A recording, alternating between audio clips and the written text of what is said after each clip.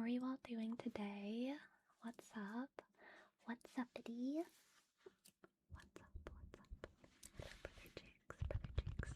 Sunk Knuckle, thank you for your sub. Are you my first sub? Oh, apparently you're my second sub. Who subbed? Who subbed when I was starting soon? Who subbed when I was starting soon? Alcazella, thank you, Alcazella. Thank you, Alcazella. I appreciate it.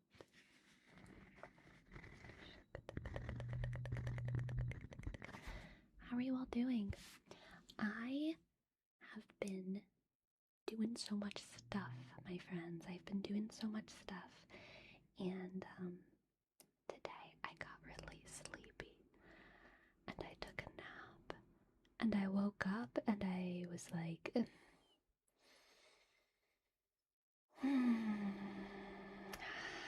how many more hours in the day do I have left that I have to be awake right now? Because I'm sleepy. I'm sleepy. And then my nap kicked in, and I got a little bit more energy. And now I have coffee.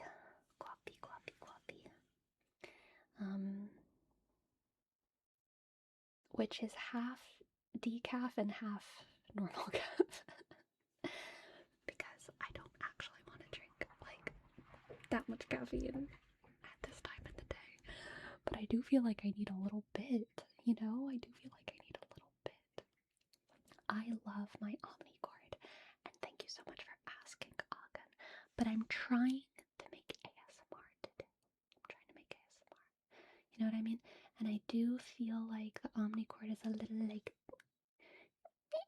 you know what I mean? I feel like it's a little. I don't think it's sleepy enough. I don't think it's sleepy enough for me to demo it. My little Omnicord. But maybe at some point I will. Music stream in the future, certainly a possibility. Certainly a possibility. Certainly a possibility. Certainly a possibility. The collab ASMR videos have been so cozy. Ugh, just you wait, Hammock. I have so many friends. I have so many new friends. There's gonna be a lot of collaborations, hopefully, in the future. I have so many things planned, fun things with friends planned. You got a hime cut? Thank you! I did get a hime cut. I haven't, like, this morning I kind of did my hair, but then I, went to the gym, and then I, hung out. So it's a little messy now. It's a little messy. I have, naturally messy hair, as they say. So it's lost some of its straightness throughout the day, but I do have a hime cut now. I do have a hime cut. And I love it. I love it. I love it. I love my little hime cut.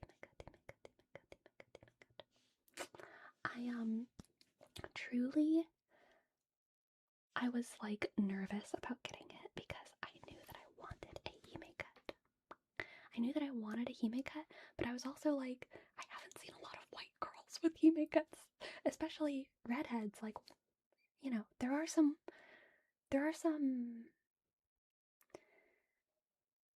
are some white girls that have a little bit more of a international vibe to them. I don't know how to describe it, but I hadn't seen very many people of my complexion, let's just say, with red hair and blue eyes and a shit ton of freckles with hime cuts. And so I was like, I don't know how it's gonna look. I don't know if it with my hair texture as well. Is it gonna be okay since I don't really have straight hair? Is it gonna be okay? Is it gonna be okay? Is it gonna be okay? But I think it's okay. I think it's okay, and I really love it. I love it. I love it. I love it. I'm gonna stick with it for a while. Oh wait, I can't touch the mics. It's so instinctive, y'all. It's so instinctive to touch the microphones as an ASMR artist, but I believe they are still ring-a-ding-dingin', ring-a-ding-dingin', ring-a-ding-dingin'. Henderson Chope, thank you so much for your YouTube membership. Thank you, thank you, thank you. Thank you.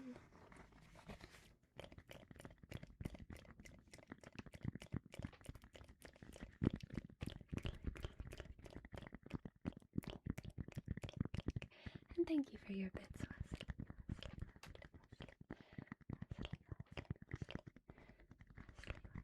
Can't touch the mics. Did they not consent? So I think it's my XLR cables. I think my XLR cables are bad, and so I bought new ones, and they're coming in the mail overnight. Overnight, my new XLR cables are coming in the mail overnight. Also, how's my audio sounding? Does everything sound okay? Is everything okay? Is everything okay? Am I okay? Because I am a little paranoid now. And also, I've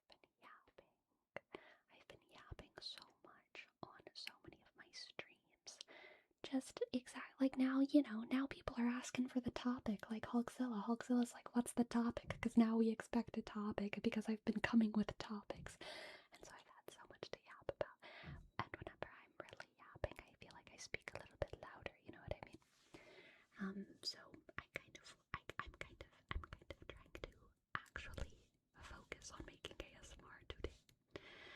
To slow down my brain, to savor the sounds. Y'all, I actually genuinely love, truly love ASMR so much. And I don't think I've been indulging enough recently in like getting back to the kind of foundations, you know? That said, I do have a topic. That said, I do have a topic. Tatiana, thank you for your prime. Thank you so much. Thank you so much. Thank you so much. Thank you so much. Thank you so much. Thank you so much. Thank you so much. But it's like a little bit more casual. Okay, it's a little bit more casual. I want us to have a back and forth. I want us to have a forum. I'm keeping my eyes on chat. I don't have any pictures or anything to show. And we are taking a break from the Renaissance. I'm taking a personal brain break from the Renaissance. And the main reason, oh, is that a glitter on my finger? Where'd it go? I swear to God I saw a glitter. Did you, oh, look, do you see the glitter? Do you see the glitter? Glitter. Do you see the glitter?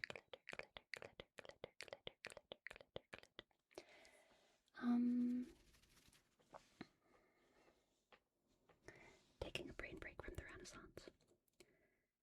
The reason that I'm taking a break from it is unfortunately not because I want to. It's because there's only so much time in the day.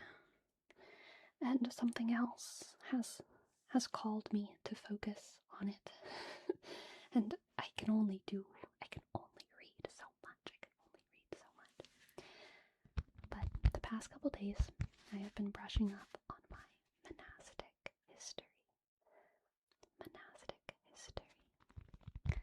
Monastic history.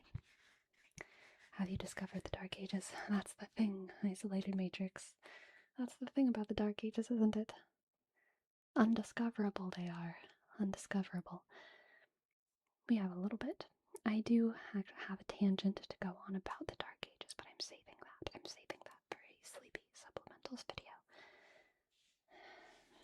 I've been, on these past couple days, I've been thinking more about monastic history in the Catholic Church. Because the only monastic history that I really intentionally had studied before was the history of the Carmelite order. The Carmelite order. They are, kind of dedicated to Our Lady of Mount Carmel. Our Lady of Mount Carmel. They're named after the mountain Carmel. Depending on where you're from, they might say Carmel. But it is not a sweet confectionery, unfortunately. It's a big lump of rock in the Middle East that hermits have lived in for thousands of years. Pre-Christian, okay? There's hermits on Mount Carmel in the Old Testament, doing whatever hermits do in Mount Carmel.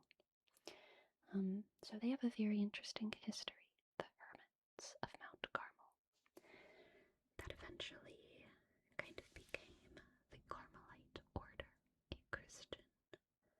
order of monks and nuns. Those were the only ones who I had ever really intentionally looked into the history of. Kitty Booch, thank you so much for gifting a membership. Thank you, thank you, thank you. A YouTube membership. Thank you, thank you, thank you. Where was I? The Carmelite order is the only one I had intentionally looked into. And just by virtue of kind of growing up in the environment that I grew up in, I picked up quite a bit about the Benedictines and the Franciscans and the Dominicans and the brothers and sisters of the Sacred Heart and the Most Holy Trinity brothers and sisters, and a little bit about the Servites. And I've always, my entire life, I've heard whispers about the Jesuits. The Jesuits. Most controversial Catholic order, which I'm avoiding looking into, because I hate looking into controversy, because then you have to form an opinion, you know what I mean? So I'm avoiding them. I'm avoiding them. For now, I have no opinion. They're doing God's work, I'm sure. But, anyway.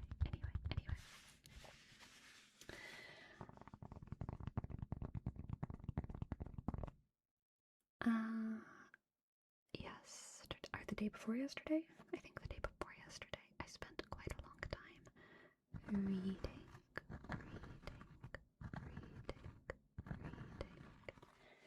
the rules, the most classic rules. This, when in the context of the monastic life, whenever you talk about a rule, you're not talking about a single thing that you have to do.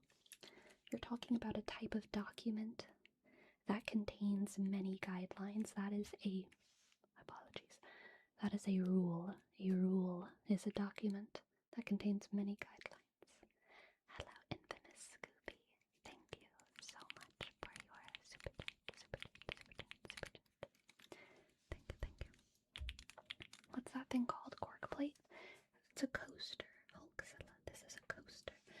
You see, cups, such as these, when you put on table, sometimes condensation make table ruin, bring suffering to household, table ruin, financial burden, shame.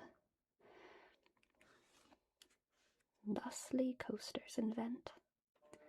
Coasters upon table, cup upon coaster, table safe, no ruin, no shame. No ruin, no shame.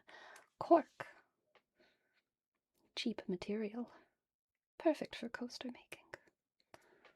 Perfect for coaster making.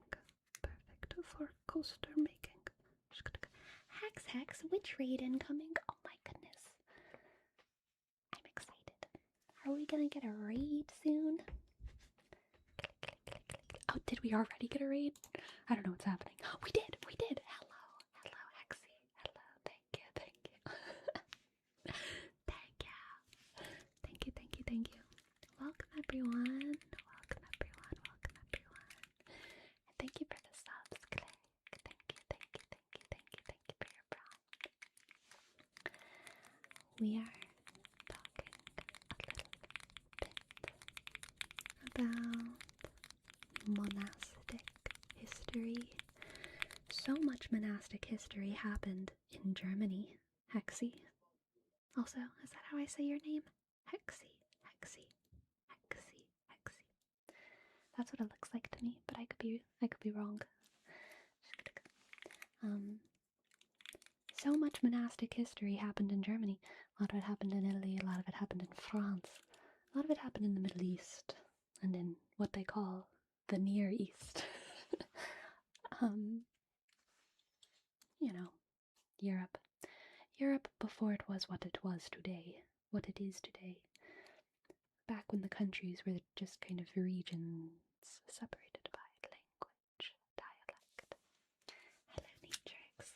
It has been a long time since I've worn this.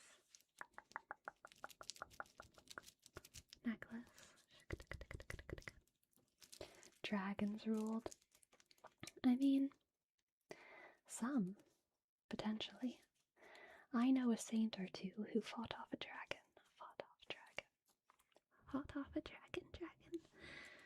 Yes, it's okay, no worries. How are you? Hope you're doing well. I'm doing great, Axie. Thank you so much. Thank you.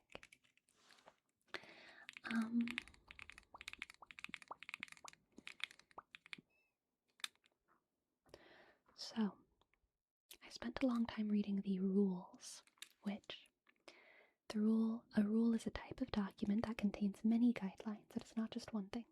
It is not just one rule. And there's actually not very many rules. There's the rule of Saint Benedict, which I believe is the oldest one that is still in use today, at least. The rule of Saint Benedict, the rule of Saint Augustine, the rule of Saint Albert, the rule of Saint Francis, and I think that's it. Am I forgetting one? I think that's pretty much it. Now, there's a bracket situation happening here, okay? Because, for example, the rule of Saint Benedict is used by many different orders. There's the Benedictines, the Dominicans. I think the Servites are also Benedictine, although I could be wrong. But there's many different orders that all use the rule of Saint Benedict. But each of these orders also has something that they might call their foundations. Okay? So they all share the rule, and then when they get even more specific with their way of life, they have their foundations, which are usually written by like the founder of that particular order. For example, Saint Dominic, right? Saint Dominic. Or for the Discalced Carmelites. It might be Saint Teresa of Avila. Youth War says, could you turn your gain up a little bit? I have all my volumes maxed out and the stream is quieter. I need more people to tell me that. Is my stream too quiet?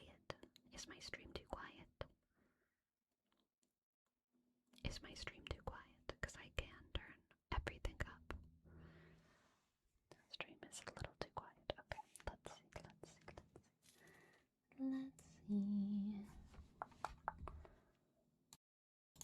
That's not what I want to do.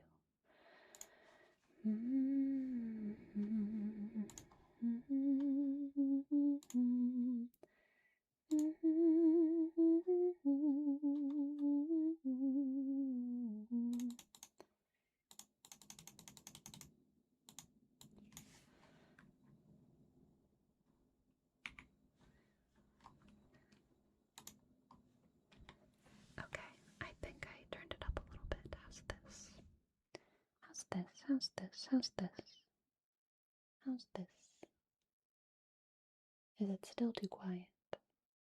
Is it any different at all?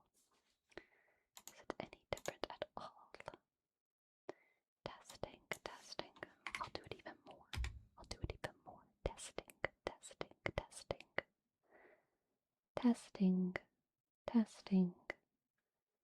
Testing. Okay, let's go crazy. Let's go crazy here. Testing. Hello. Testing. Hello.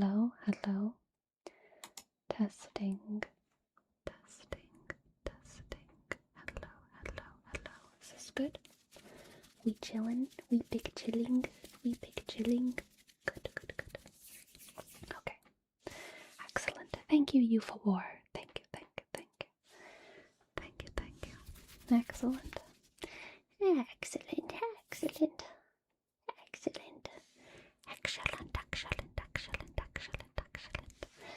I wish I could touch my mics, but they're broken and they'll sound like a Horcrux if I touch them. They'll sound like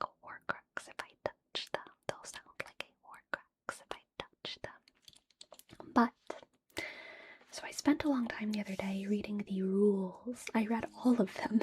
I read all of these 4 rules. St. Benedict's is long. Other ones, very manageable. Other ones, just a couple pages. St. Benedict's is the oldest one. St. Benedict's is the oldest. Oh wait, I want to try this trigger. Just a sec. Just a sec.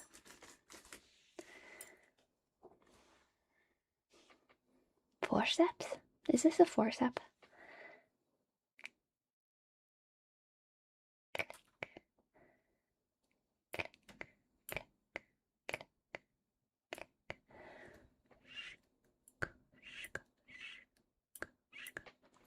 Or maybe it should be on this side. Let me just click.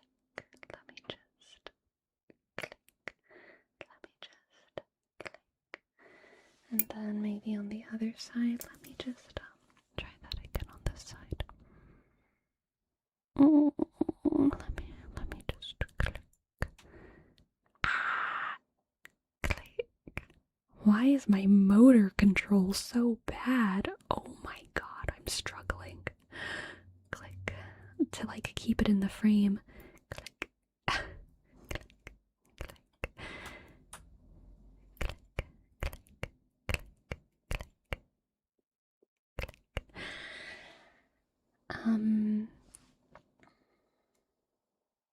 Most of these other rules, St. Albert, St. Augustine, St. Francis, they're fairly short, and the reason why is because St. Benedict already did the work. St. Benedict already did the work.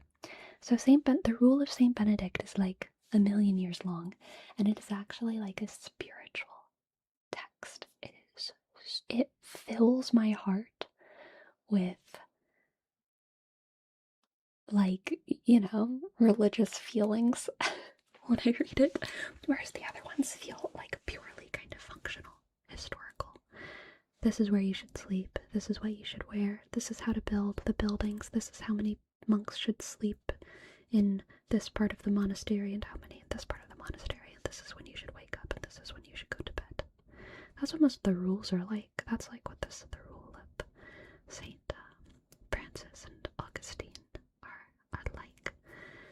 They have some restrictions on diet.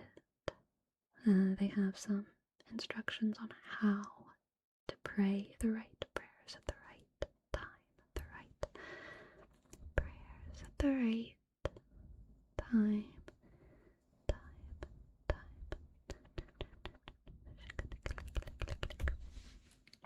But the rule of Saint Benedict is spiritual, and it's also a little bit snarky. And when you know the legends of Saint Benedict, this makes sense. There's a certain archetype of monastic in history that is a hermit at heart, and they are so holy. They are so holy. They are so holy that they gain some amount of acclaim and respect from everyone else who is trying to live a more holy life. And so they all go and interrupt the hermit, the holy hermit, and they say, please teach us how to be. Teach us how to be better Christians. And the hermit says, no, please, I just want to stay in my cave. I don't want to help anyone. I just want to stay in my cave. I'm praying. Please leave me alone. Leave me be. And then young people come and they say, no, please, you're so holy. You're so holy. Please teach us. Teach us. Teach us your ways. We admire you so much. And eventually the hermit succumbs to the call of community. And he says, well, I guess this is the last burden God's given me. First, God told me to leave everything behind, and then I started enjoying it.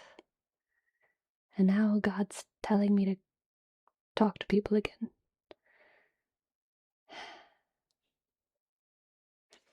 And that is an archetype of monastic that occurs historically, but also in real life. This is like a real life phenomenon that happens a lot in like the contemporary monastic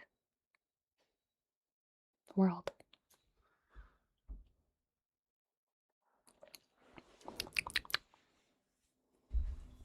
And that's what happened to Saint Benedict.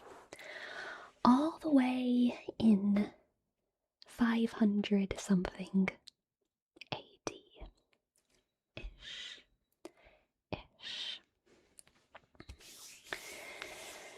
All these monks came to him and they begged him for guidance, and he said, Fine, I'll teach you all how to become as holy as I am. Fine. And so he wrote the Rule of Saint Benedict, and then he began enforcing it pretty strictly on the monks in the little monastery.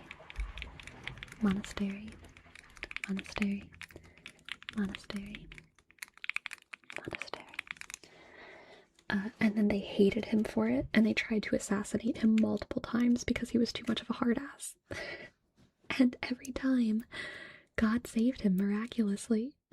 He could, like, you know, I can't remember the exact details of the miracles, but I think he's often depicted with a crow, and it has something to do with like a crow saving him from poison, because the brothers were trying to poison him because he was being too much of a hard ass, and then the crow like swept up and, I don't know, knocked down the glass or picked up the bread or something like that. I can't remember. And these assassination attempts happened multiple times. And that's really funny because they asked him, they literally begged him to like come teach them his ways, and then they tried to kill him because he was really enforcing it. And so that was a problem. And this is partially why Saint Benedict is used so often in exorcisms, and he's considered like a protective saint, a saint that protects you from evil. He's like one of the strong ones, one of the strong guys who can protect you and give you intuition about danger and discerning, whether a situation is safe or not. So a lot of people invoke Saint Benedict in exorcisms. And there's a lot of, like, medals that have, a Benedictine rosary is really common. A rosary with a little Saint Benedict medal in it is really, really common.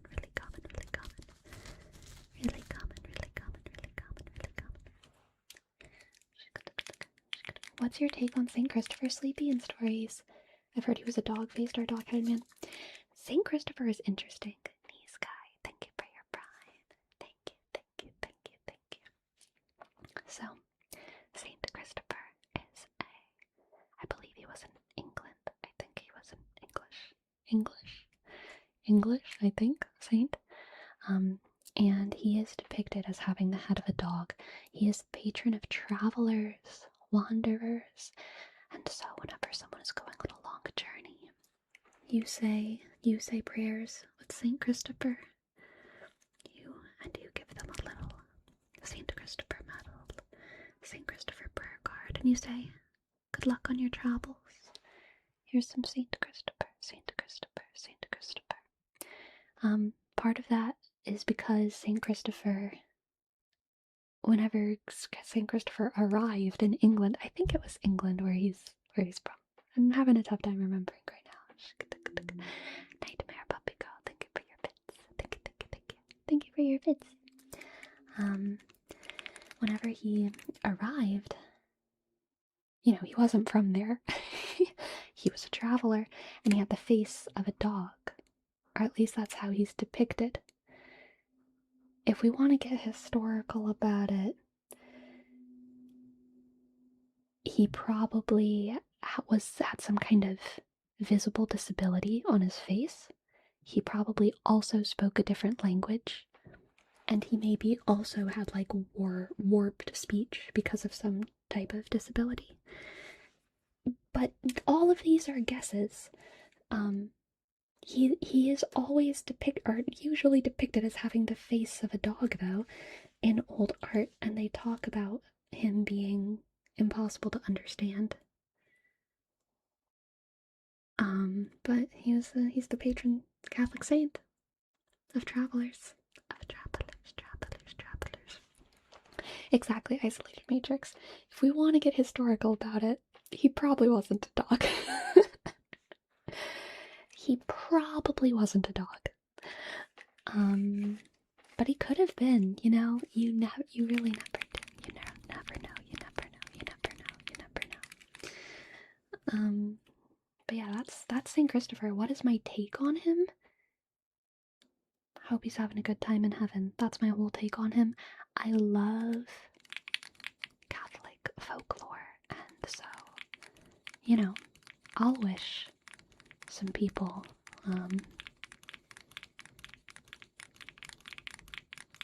prayers with Saint Christopher whenever they travel, and I appreciate it when they wish it to me. I think he's great.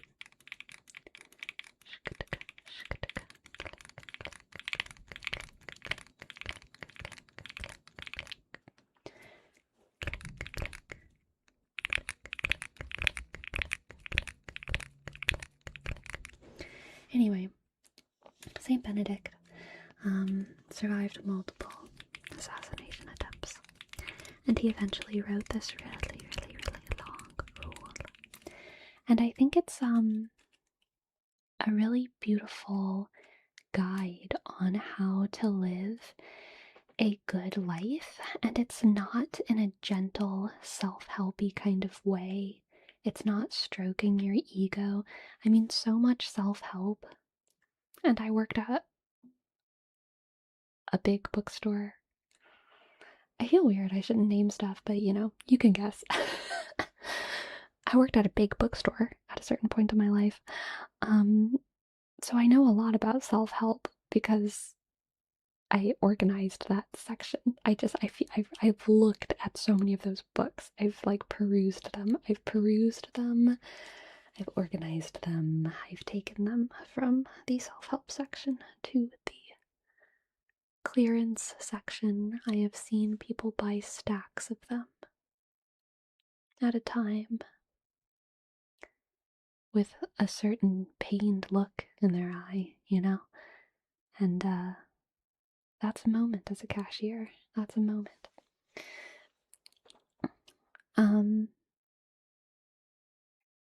I don't like a lot of contemporary self-help. I don't. But I really like these foundational Christian documents about like how to live a good life. And they tell you lots of things that are really hard to enact, and that are even kind of against the current zeitgeist. Something that I've specifically been thinking about, and this is expressed in, I think, all, if not most, of these rules. It's at least expressed in the rule of Saint Benedict as well as the rule of Saint Albert. But there's a specific time of day, or I think it's once a week, that's dedicated to opening the floor to apologies. And I love that. Because I think a lot back on like some of the struggles that have come up in like friend groups in the past, and in family in the past, in workplaces and stuff like that. And I think so many problems can be ground down to someone needing to apologize and also not feeling safe enough to apologize. And it ends up being easier to just like hold resentment or banish someone, fire someone, you know, or whatever. I don't think enough people are talking about creating spaces for apologies in the way that they used to. And I think that we could all really benefit from creating spaces for apologies. And it always has to start with someone who doesn't have that much to be sorry for, but like it needs to start with like the person who has the most kind of authority, like, you know, Mother Superior, the prior, the day of the week where it happens, you know, time kind of has an authority in these documents where it's like, okay, this is the time of day where we go down the row and we talk about our weaknesses this week. That gives people space and time to confess. And this isn't even like a Catholic confession, because Catholic confession happens with a priest in a little tiny cubby, and no one ever hears it. But in these monastic communities, once a week they would have these times where you would just go up down the row, and everyone would say what they're sorry for that week. And I think that's like so cool and good, because it kind of gets everyone on the same page about like knowing our weaknesses. I think a lot of resentment comes from the idea, especially in workplaces and in families, a lot of resentment comes from feeling like they don't realize how much they screwed me over. But if only that person kind of acknowledges it and apologizes for it, it's not as big of a weight on anyone's shoulders, you know? When you just know that the other person knows that they messed up or that they were inconsiderate. But that other person who messed up or who was inconsiderate, today, they're kind of expected to have the strength of character to apologize out of nowhere, which is a massive ask, y'all. It's a massive ask. Rather than there being a specific time and place that is like set in stone where it's safe to apologize. They have a platform. They have a safe platform for apologizing or apologies. I think that's really cool. And I think it's like, I think a lot of spaces would be better for it. And Olivia, thank you for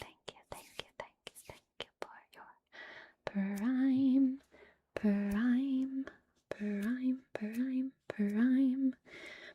I've heard of some Catholic families doing this within their family as well sometimes. I've heard them do it more like once or twice a year. I think Trent Horn does this with his family, and I think it's cool, but I think he calls it like a day of Jubilee. And it's a day where anyone in his family can confess to something or admit to something and know that there's not going to be any like disciplinary punishments for anything that they admit to doing, which is really nice for the children. There will be, you know, perhaps a response to it, but there's going to be no punishments, no discipline, no guilt tripping. And it's a day of Jubilee, where nothing is punishable and people get to confess. And they all have something or other to confess. And I think that's cool. I like it.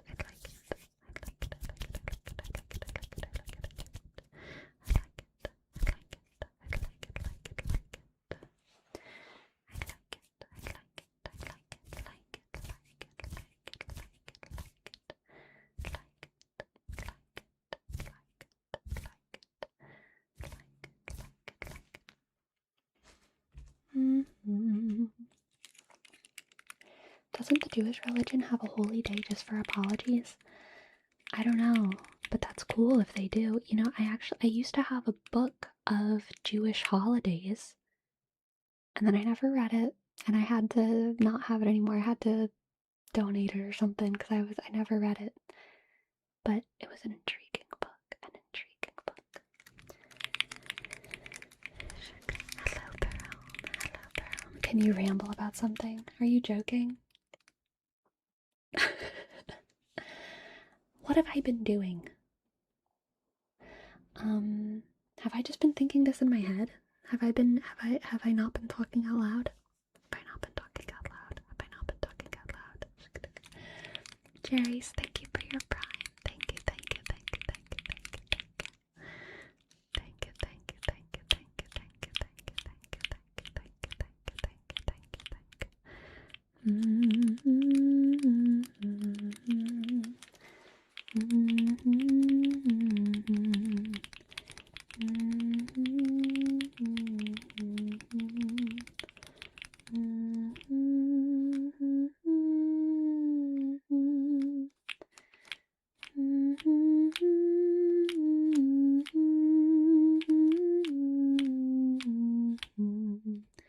Are we past the Medicis?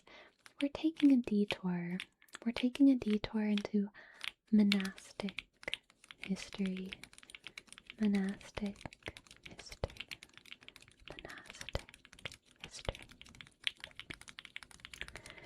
The worst thing about monastic history, in my opinion, is that the language is incredibly inconsistent. And the reason why monastic language is so inconsistent is because monastic history spans a massive amount of time, a massive amount of countries and languages, right? So when we talk about monks and nuns and clerics and canons and abbesses and priests and friars, you know, these words mean different things on a kind of intuitive level and on a level of implication. If someone is a canon, that implies something slightly different from an abbess. But also, all of them have had crossover, or between something like an order and a congregation. There's a lot of crossover, and there's a lot of confusion. There's just a lot of confusion, and Vatican II changed a lot, but even before Vatican II, a lot of these words were like, they mean different things to different people, and that is frustrating for me as someone who really likes it when words mean things. It's frustrating. It's frustrating.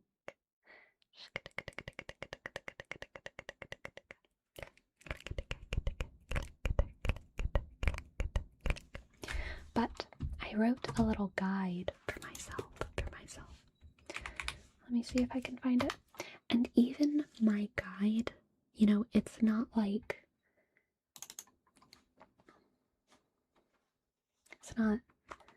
I'm not talking about how the words are used. I'm talking about how mostly the words are. I'm talking about what usually mostly words imply, and not really definitions, because people will just use them in different ways.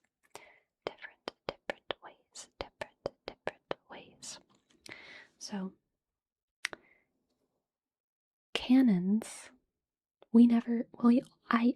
I never grew up hearing about canons, okay? Because it's not two ends. It's not like it's not that kind of, it's not a war cannon. C-A-N-O-N.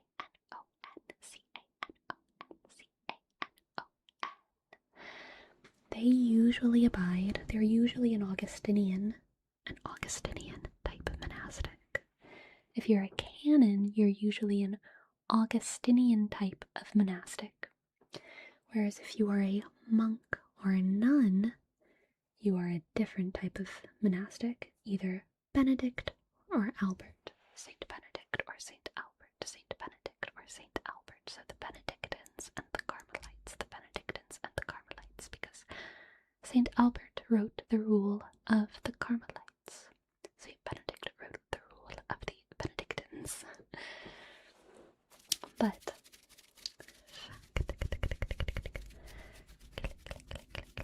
if you are a canon, that is a type of person, like a friar or a priest.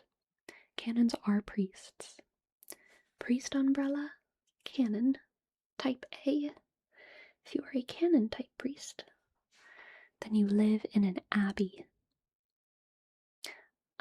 But you might not be a priest. You might just live in an abbey and be a non-priest canon, which is kind of like being a monk, right? And probably from the outside today, we would just call all these people monks. But they might call themselves a canon and not a monk. And the reason that they would call themselves a canon is because they live in an abbey and not a monastery. Okay? Okay.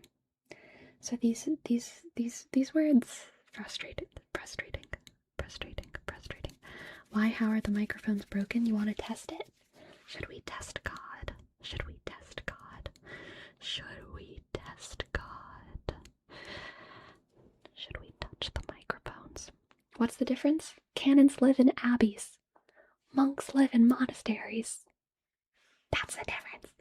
Canons abide by the rule of Saint Augustine. That might have been me testing God right there. That might have done it just there. Monks abide by the rule of someone else, probably either Saint Benedict or Saint Albert, or maybe even Saint Francis.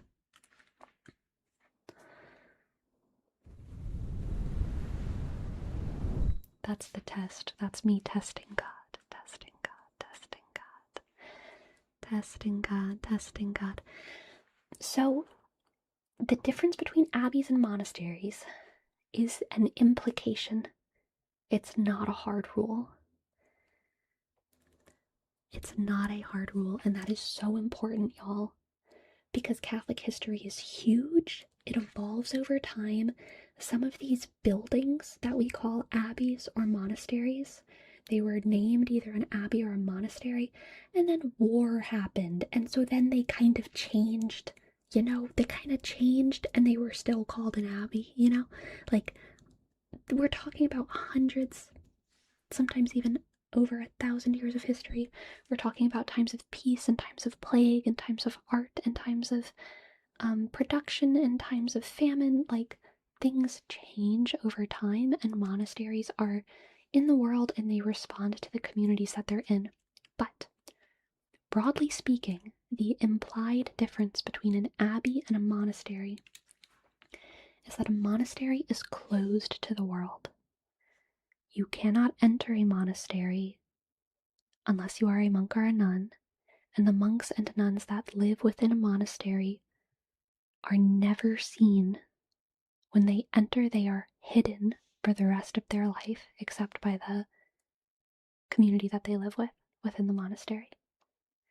Whereas an abbey is a place to help the community a little bit more. So there will be, they're like hospitable. They will house travelers. They will sometimes be like connected to hospitals, or like even have sort of, what would you call it? Like a medical center, like within it. They will sometimes be like integrated into the education system of these places. They'll teach people. They will make stuff that they give to people. They will make clothes.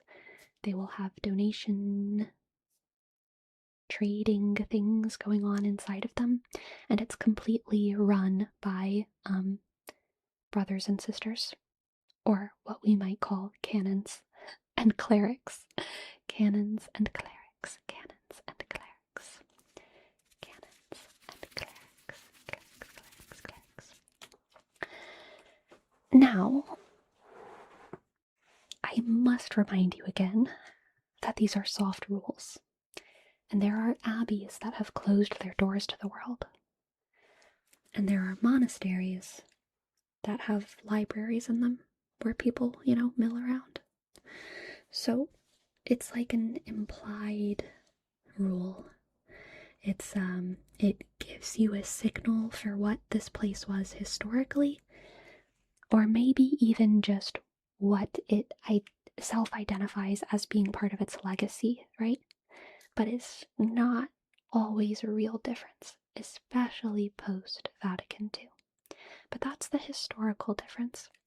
Abbeys are also sometimes called canonries. Canonries. I've never heard that before, but that's what I learned yesterday.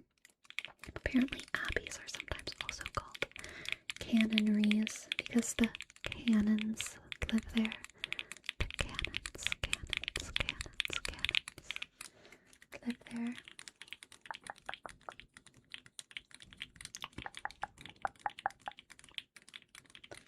So, canons usually abide by the rule of St. Augustine. So, the rule of St. Benedict and the rule of St. Albert, these rules are made for people who want to leave the world and be fully in the world but not of it, even a bit, as much as they can help it. Unfortunately, because we live in a fallen world and because we're creatures of flesh, we have to rely on each other a little bit. And so that's why St. Benedict and St. Albert wrote their rules for monastics, which are like how to live in community but be spiritually a hermit, to dedicate your life to God and contemplation and prayer. Monasteries I think of as the mitochondria of the church, because these people dedicate their lives to prayer, and they, there's all kinds of things that they say about this, but one thing that you'll sometimes hear them say is like, I want to become living prayer. And what they mean by that is like they are sacrificing not just their wealth, not just their autonomy, not just their hope of a marriage or a family. They want to give up their entire selfhood to just become a vessel of prayer. They want to give up their thoughts, and they want to be thinking prayer their entire life. That is their desire. That is their love. That is their goal. They want to be looking into the gaze of God and feeling God's gaze back on them for their entire life. And that's why they are the mitochondria of the church, because they have like big prayer power and they're praying all the freaking time, okay? So that's St. Benedict and St. Albert. St. Benedict and the rule of St. Albert, which the Carmelite orders use. Carmelite orders. Now, in abbeys or canonries, or for the monastics who take, or maybe I shouldn't even say that, for the religious folk who take after the rule of St. Augustine or the rule of St. Francis, they are more charged with like doing the work of the church and sacrificing their autonomy so that they can be an active vessel for whatever needs to be done by the church. So they work in hospitals, they work in schools. In the Middle Ages, and before the Middle Ages, just historically, whatever, a lot of military orders, crusades, a lot of the military orders were either Augustinian or Franciscan, which is so funny because St. Francis today is associated with like peace and love and animals, and historically that is who St. Francis was. And the Poor Clares and the Franciscans that are still around today, that is who they are. But there were at time, orders of Franciscans who were the soldiers of the Crusades, which I think is interesting. I think that is interesting.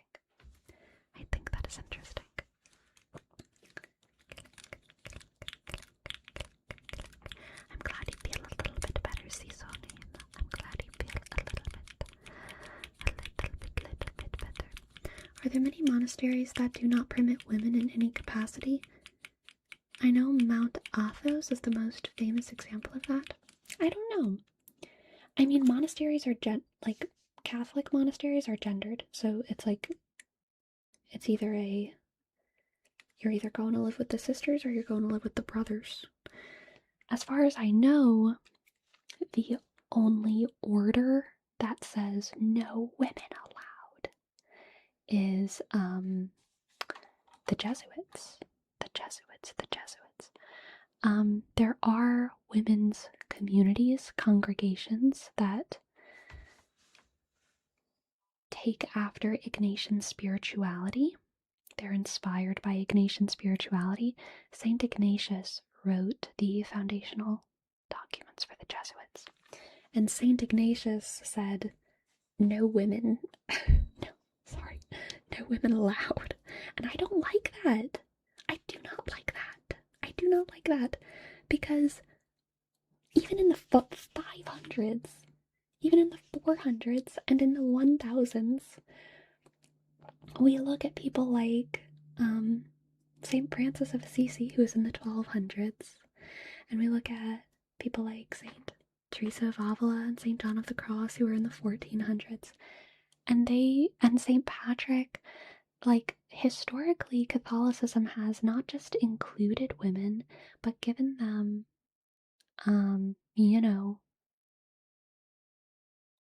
helped them create establishments where they didn't have to marry and didn't have to have kids and could become educated and could become important voices in the church, There's a lot of that in Catholic history, and I really appreciate it. It's part of why I like Catholicism.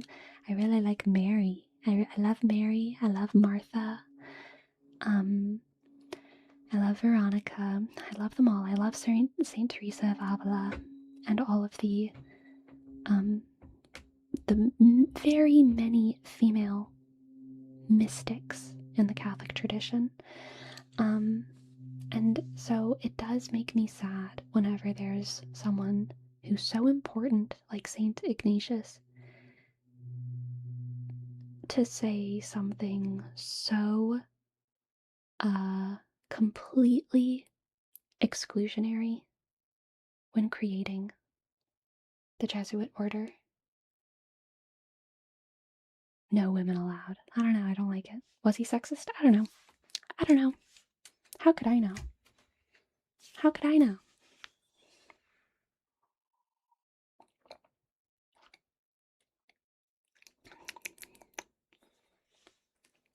Why is it that in America it was the Catholic Church that became so big and not Orthodox? Catholic Church ain't that big in America. I think it's just more than the Greek Orthodox, and I think it's just I think it has to do with geography. I think it has to do with geography.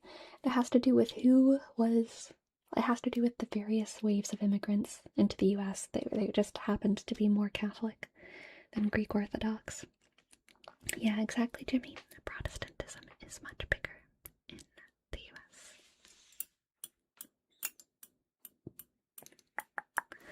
The Mount Athos is an Orthodox monastic community, not a Catholic one. It's a Greek island with 20 monastic communities located on it and is considered a distinct legal entity to the Greek nation. That's very interesting. Women are entirely forbidden from stepping on the island. That's so funny. I mean, I think it's okay for men's spaces to exist. I think men do have monasteries in the Catholic Church, like, where women aren't allowed, and I think that's great. I think it's good that women have monasteries where men aren't allowed. And also, it's not like exactly what you're talking about, you four. Like, they will have visitors who will be the opposite gender. Like, and that's fine. But it's just they're not part of the community. There's a gender division there. I think that's fine. I think it's fine for spaces to exist. But yeah. Catholic Church is huge in Canada. Dude, I know. It's so French there. It's so French. my critique of Toronto is that there's too many Catholic churches, and they're all like ethnically particular, and so there's like 30 churches, maybe more, maybe less, but there's like a million churches, hyperbolically, in Toronto, and there's like, you know, the Chinese church, the Korean church, the Vietnamese church, the Ethiopian Catholic Church, the Hispanic Catholic Church, and so whenever you go to mass there, there's like 20 people, rather than there being like just a couple churches that are full and diverse, which I think would be cool. I think that would be maybe be a little bit cooler. But instead there's just so many Catholic churches that are like divided kind of by ethnicity, which, yeah, that's sad.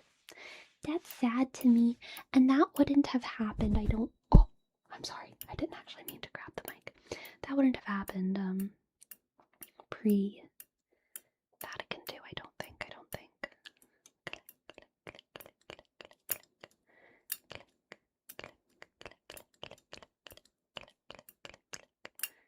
What do Americans think of Orthodox? Honestly, I would say that most Americans, most Protestant Americans, they don't think very much about Greek Orthodox. There's truly not very many of them in the US. But people who do think about Greek Orthodox, I think, have a very whimsical vision of it. And also, we like them, but we just aren't, we just don't belong to them. You know what I mean? Yeah. I am not a sedevacantist. Love the Pope. Love Pope Leo. Loved Pope Francis. Loved Pope Benedict.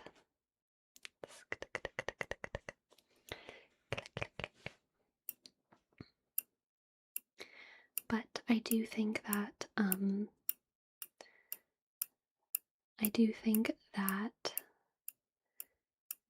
the effects of Vatican II, there have been some negative effects downstream of Vatican II. I do think that. For the spirituality of like the entire Catholic world. But I think there was some good that came out of it too. And smart people trying their best. 20th century, hard time to make decisions. Hard time to make decisions for the entire world.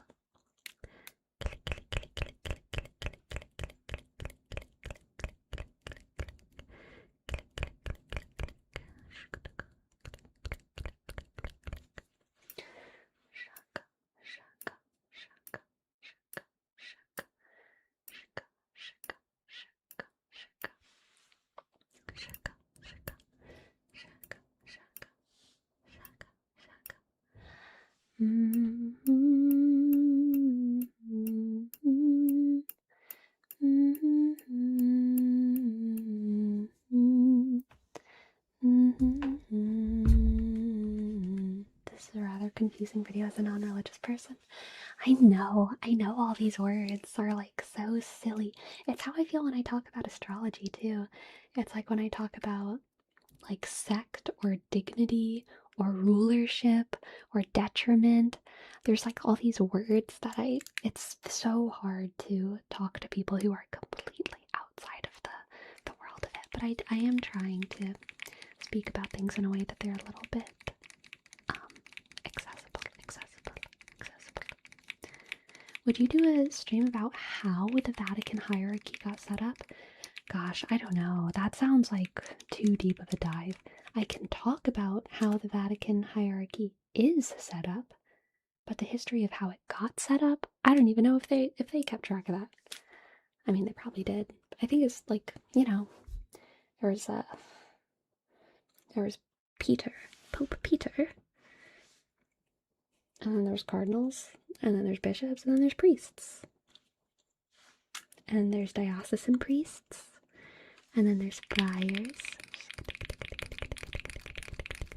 all kinds of stuff. That'd be fantastic, just the current setup. Okay, well, that's what it is.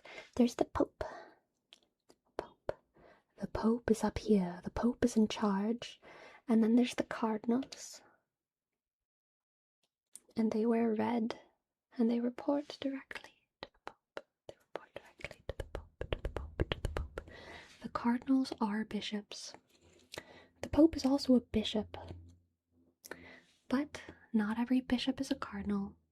And only one cardinal becomes the Pope. But there's the Pope. And then there's the red-dressed cardinals. Cardinals. And then there's the normal bishops. Bishops rule over parishes. And bishops decide things like who can get married. And they help to appoint new priests. And they do any kind of vow that needs to be taken. You know, any kind of vow, a bishop deals with that.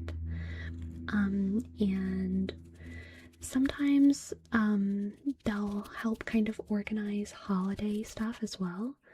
Like if there's like a hurricane or something on Good Friday, if there's a hurricane on Easter, the bishop will say, okay, for Mass this week, we're going to celebrate Easter Sunday on Monday because we would die if we tried to come to church on Sunday, and that will be okay. None of us will go to hell for coming to Mass on Monday instead of Sunday. As far as I don't remember that ever happening on Easter Sunday, but that would happen sometimes for certain holy days of obligations. And so like they kind of help steer the highly local organization of the church. That's what the bishop does. And they have authority over a parish, which, yes, is spelled P-A-R-I-S-H.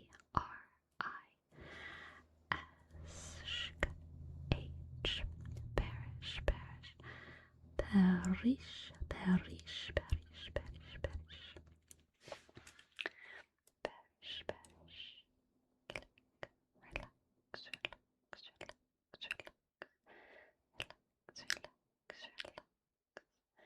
Relax.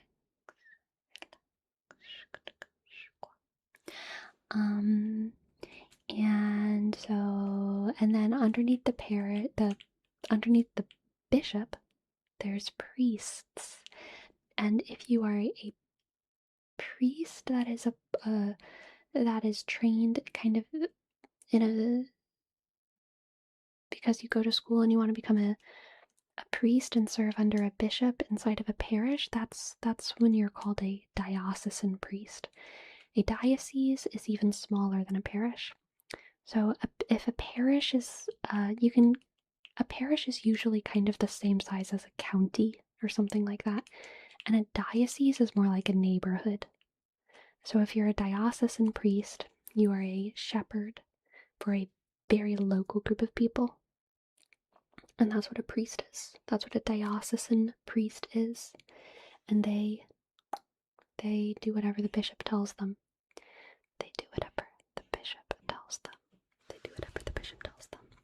Now there are other types of priests too. The other types of priests are friars. Out of the frying pan and into the fryer. And can the Pope perform marriages? Of course, yes. I like how priests can get a doctorate. Priests must get a doctorate. You cannot become a priest unless you have a PhD, from what I understand. Sleepy, what is an archdiocese then? Good question. Isn't that the capital of the parish? I'm pretty sure the archdiocese is the capital of the parish. I don't think they would use the word capital, but I'm pretty sure that's what it is. It's like the most important diocese in the parish. Because the diocese usually only has one church. There's like one church per diocese, usually. There might be more than one if there's like multiple languages spoken within one neighborhood or something. but then the archdiocese is going to be like where the parish cathedral is. If that makes sense, I think.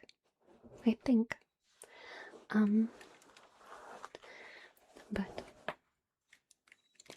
the other way to become a priest is to not be a diocesan priest, and it's to instead become a friar, or perhaps a cleric.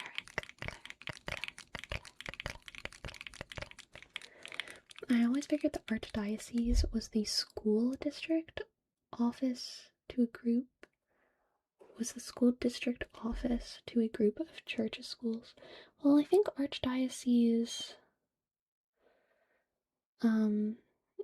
is also, like, I've seen that word applied to the cathedral as well, so it can't just be a school, but it might have something to do with school specifically. I don't really know. An archdiocese is a grouping of dioceses. There's an archbishop who's kind of above other bishops. Yeah, that's true. That's true enough. But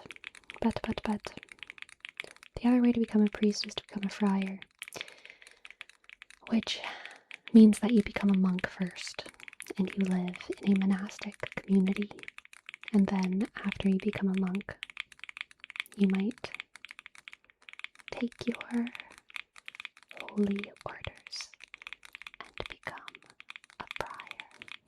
And then, instead of being a priest for a diocese, instead of being a priest for a neighborhood, you become a priest for monks in monasteries. And you probably, depending on what kind of monk you are, you probably travel to other monasteries and you talk to other priests, monks, and nuns. And you might, it's more like being an academic. You're like in academia. You're like inside church academia.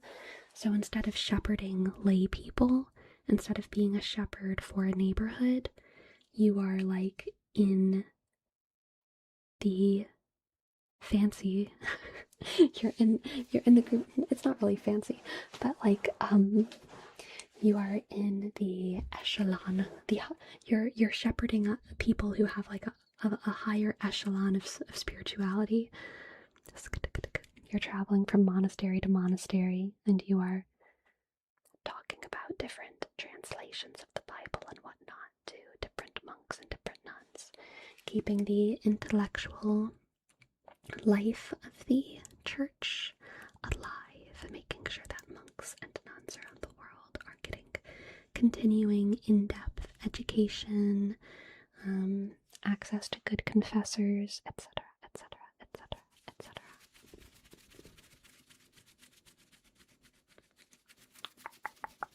My church academia. Yeah, exactly. I meant like how schools belong to a school district, and there's an office for the district itself. That's what I figured the archdiocese was for a group of churches. I don't know enough about school districts to even answer that question.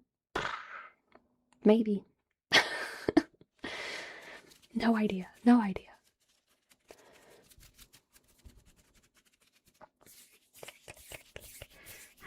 cheese pastry.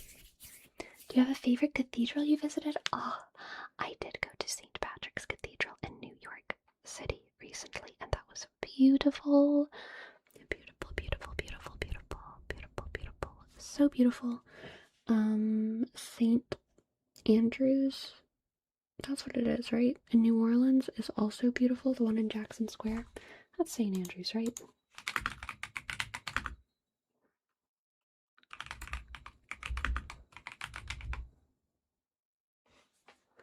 Am I crazy?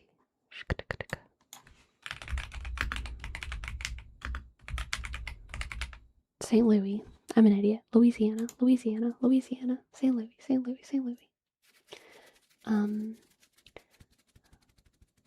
St. Louis Cathedral in New Orleans, Louisiana is beautiful. Oh, thank you, Hagen. You looked it up. The Archdiocese is the hub of the region. It oversees different dioceses in the region. a diocese is governed by a bishop, and an archdiocese is governed by an archbishop. Okay, there we go. There we go. There we go. There we go. There we go. There we go. But do you have a favorite cathedral you visited? I'm gonna be real. Like, I love pretty much any cathedral that I go to. I haven't been to Europe, so maybe that would change things for me. But like, I get so much out of like praying, and I get so much out of church and mass, that I kind of doubt any specific cathedral is gonna like overpower or like outdo just the fact that I'm in a cathedral, if that makes sense. Because cathedrals are beautiful, but like and I do like a good cathedral, and I will say there are some like sad cathedrals that I've been to where I feel like this is depressing, and that has kind of dampened my experience a little bit, my Catholic experience. But like once a cathedral is like a kind of certain level of like holy feeling and good feeling and devotional and all of that, devotional. I'm equally satisfied with them all. I'm just like, oh, happy Catholic place, happy Catholic place, happy Catholic place, happy Catholic place.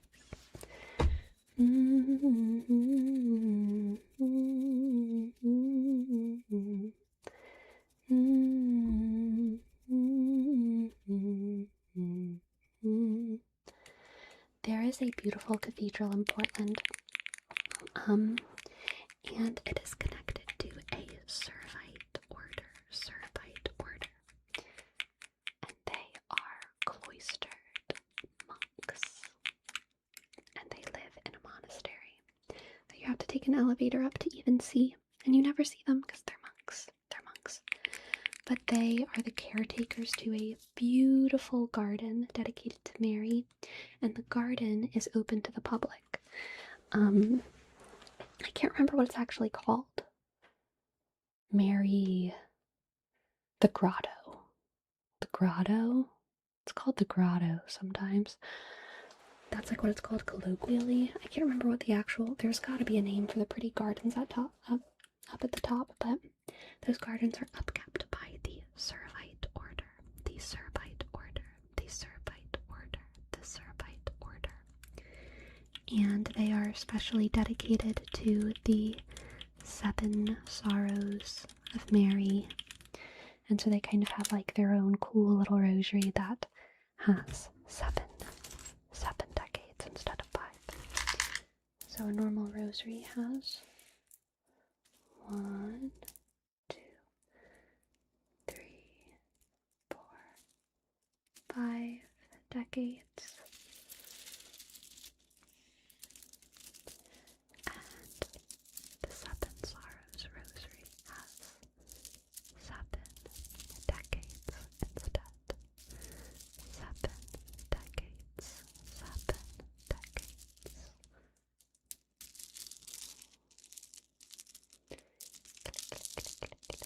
Click, click, click, click, click, click, click, click, click, click, click, click, click, click, click, click.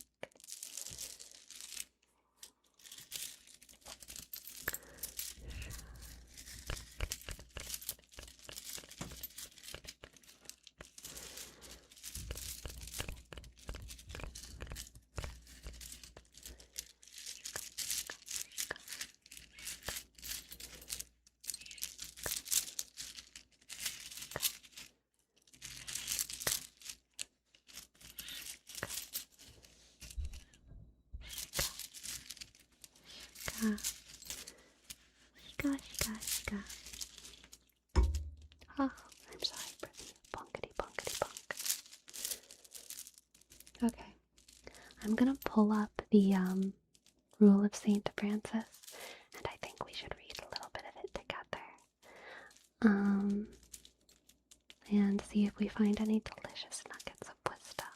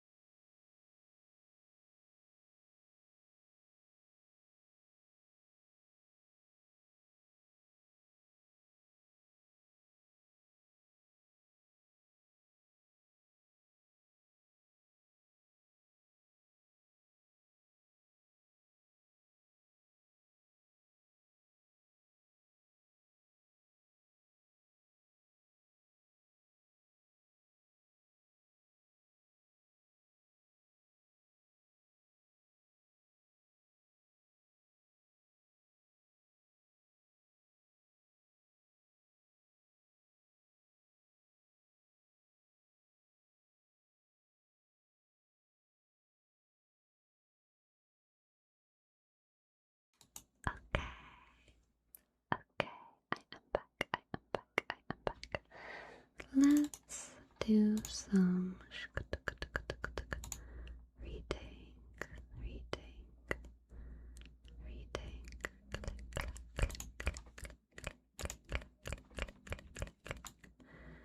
Let me make this good size. Let me make good size of document. Let me take little document, make large, make it not as teensy tiny as it is right. Actually, let's maybe do like this and then make very large. Make very large like this and then make it larger. Yes. Good. Oxella. Thank you so much. It was the accent, wasn't it? It was the accent. Thanks so much for the 5 gifted subs. I appreciate it, Oxella. I appreciate it so much, Oxella. Thank you. Oh, let me hide this so I can give you a good name, Trace. Thank you. H click U click L K shk shk Z I dot H 9 9.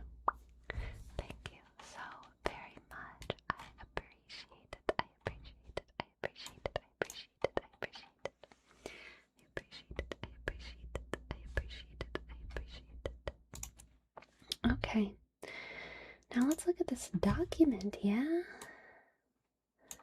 Will I break anything if I do like this? Will I break anything? I will break things. What if I do like this? Oh, okay, yeah, okay. Interesting. So this was written in like the 500s, okay. The 5-ish hundreds, the 5-ish hundreds, the 5-ish hundreds. Do most Americans know about special military operations? Such a fun question. My most recent members only video on YouTube that I recorded, and it's going up this Sunday, I talk about that. I talk about all of the secret military operations that I know about. Specifically. I'm kidding. That's not what I talk about. I talk about how much I don't know anything and how much I would be considered collateral and how no one's looking out for me. Certainly not the military.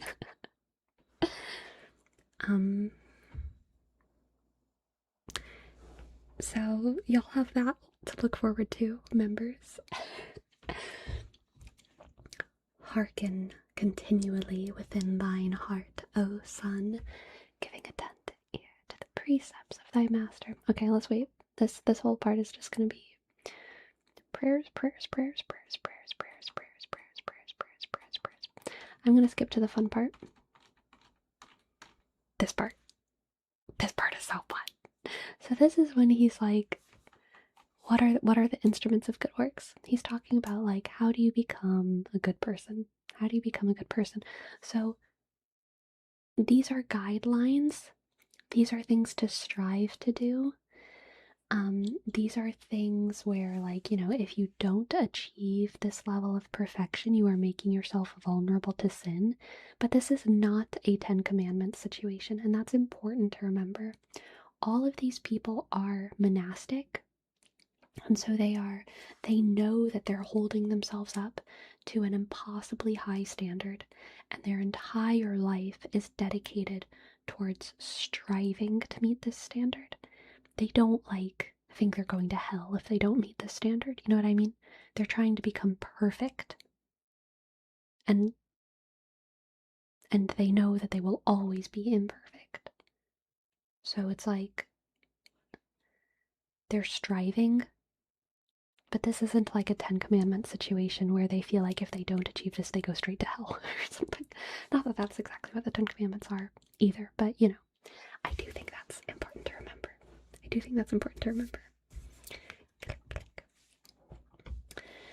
Love the Lord God with your whole heart, your whole soul, the whole strength.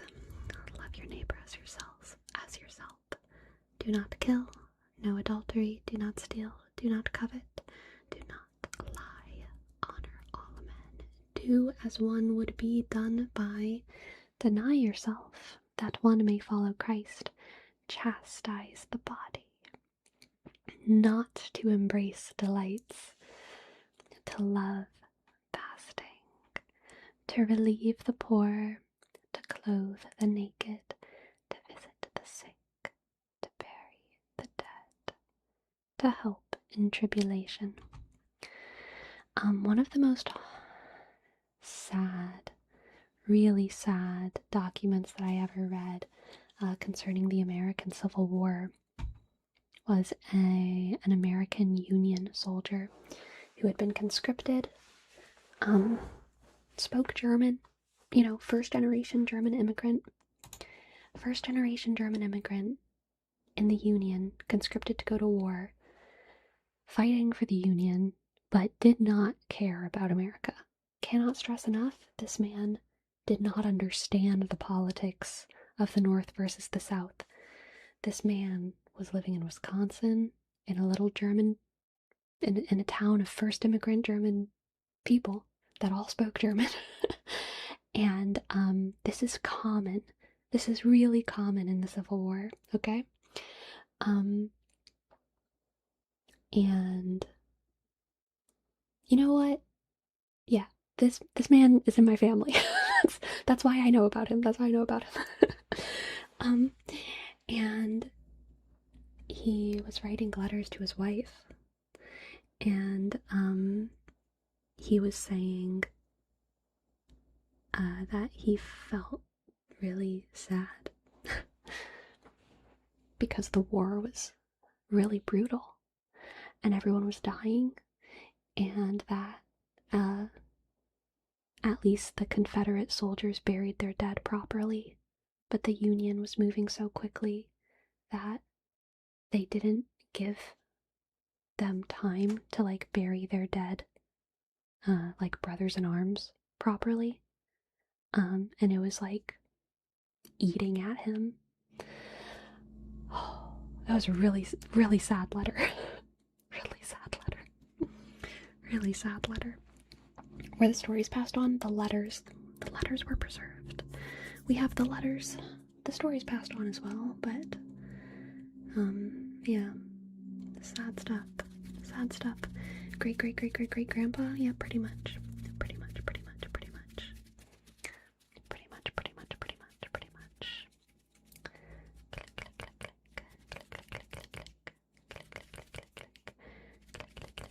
You held the letters with your own hand. I can't get too much into detail about it because it's, I don't know, but the letters were in German, so no, I have not held the letters in my own hand, but someone in my family translated all of them into English, and I have held the translations in my hand.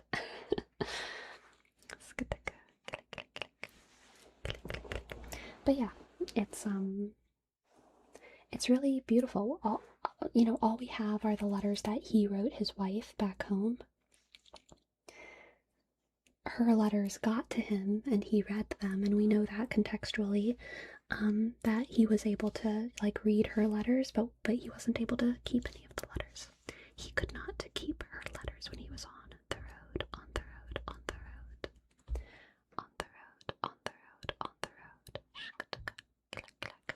I think we only have her very last letter, and it was because it was returned to her.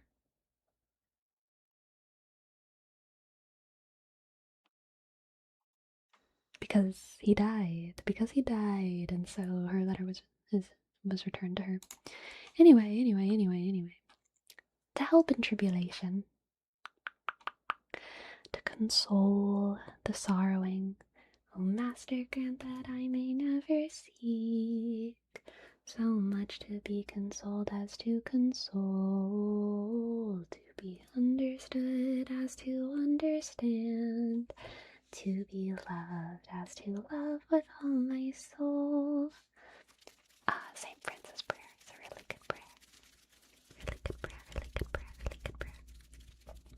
To become a stranger to worldly deeds, to prefer nothing to the love of Christ. I really love that one.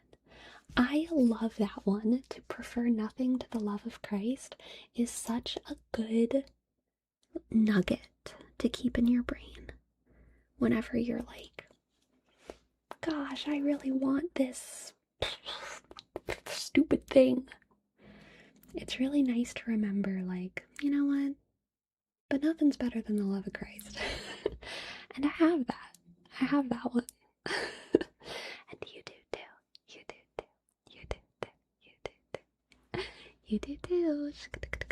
Golden nuggets.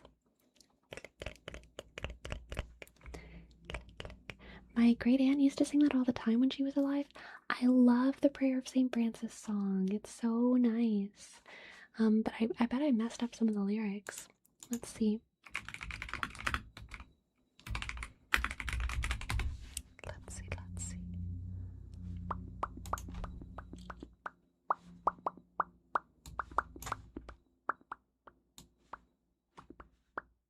I'm doing bad tab management right now.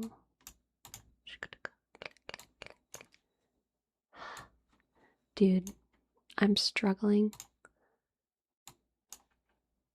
Okay, there we go. There we go.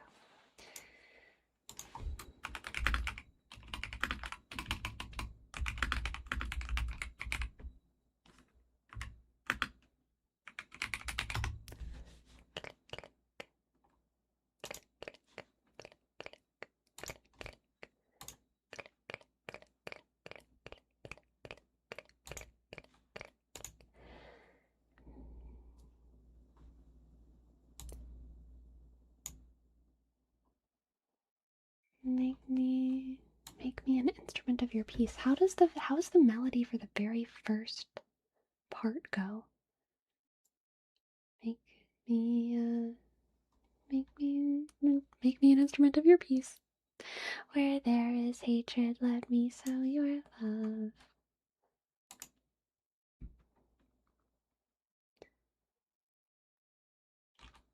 I feel like I'm finding different versions of this song and it's confusing me.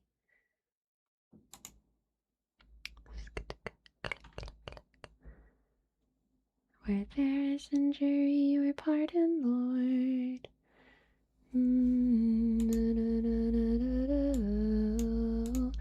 Be understood as to understand. That's the version I know, but none of the lyrics that I'm looking up, like, match that. These lyrics I'm looking up have, like, the word thy in them. That's different. That's a different version. Let your love, where there is hatred, let your love increase. This version of the song keeps coming up, and that's not the one that I know. This is it, channel. Make me a channel of your peace. Where there is hatred, let me bring your love. Where there's injury, your pardon, Lord. And where there's doubt, true faith in you.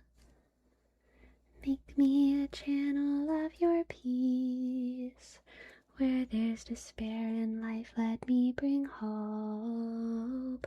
Where there's darkness, only light. And where there's sadness, ever joy. Oh, Master, grant that I may never seek so much to be consoled as to console, to be understood as to understand, to be loved as to love with all my soul. Something like that. Good one. Good prayer. Started too high.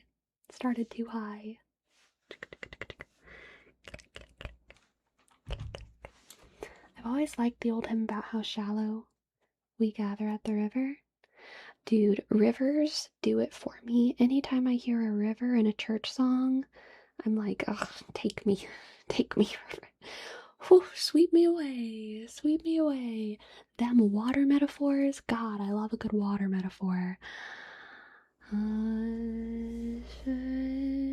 Lord and sunset unto the seashore, neither looking for the rich nor the wise, desiring only. Now I can't. Now I have the other thing stuck in my head. Lord, come to the seashore. That one's one of my favorites. Lord, you have come to the seashore. And now I got it. Neither looking for the wealthy or wise, desiring only that I might follow. Lord, with your eyes set upon me, gently guiding, you have spoken my name. Am I looking for?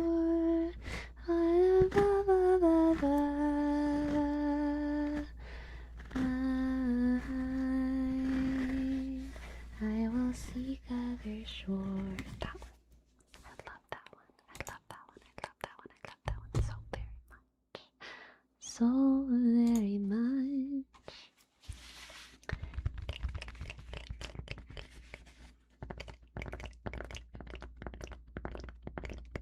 Do you sing in churches? No.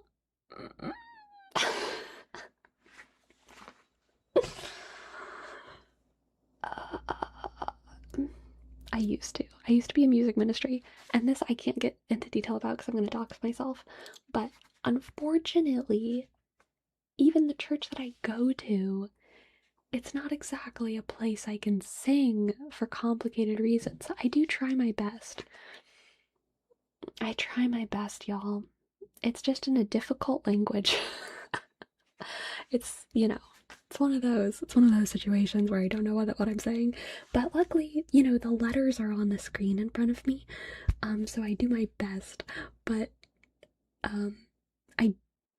it's difficult. It's difficult.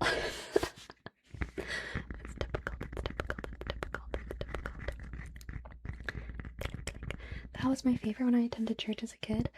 A nun that I know was like sung to her last sleep, her death, basically, by the other sisters with that song. That's a story that they used to tell, and that really touched me.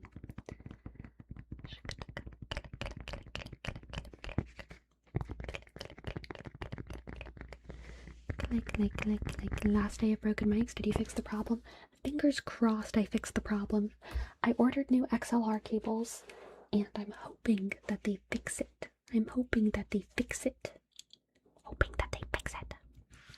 Anyway, let's get back to learning.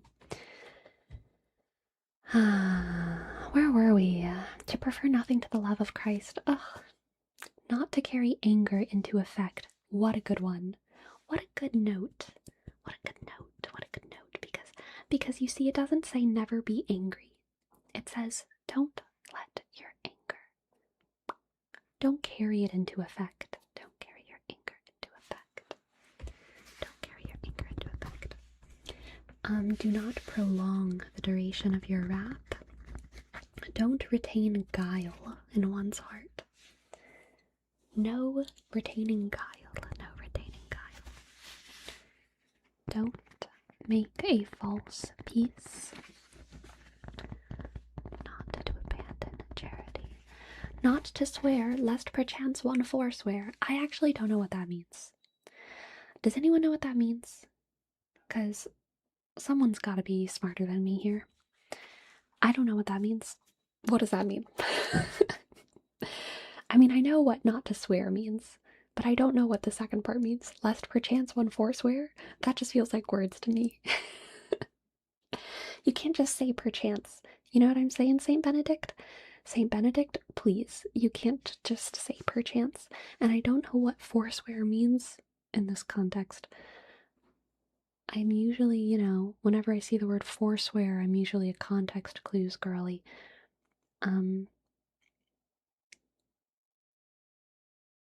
But I don't know what this sentence means. I don't know what this sentence means.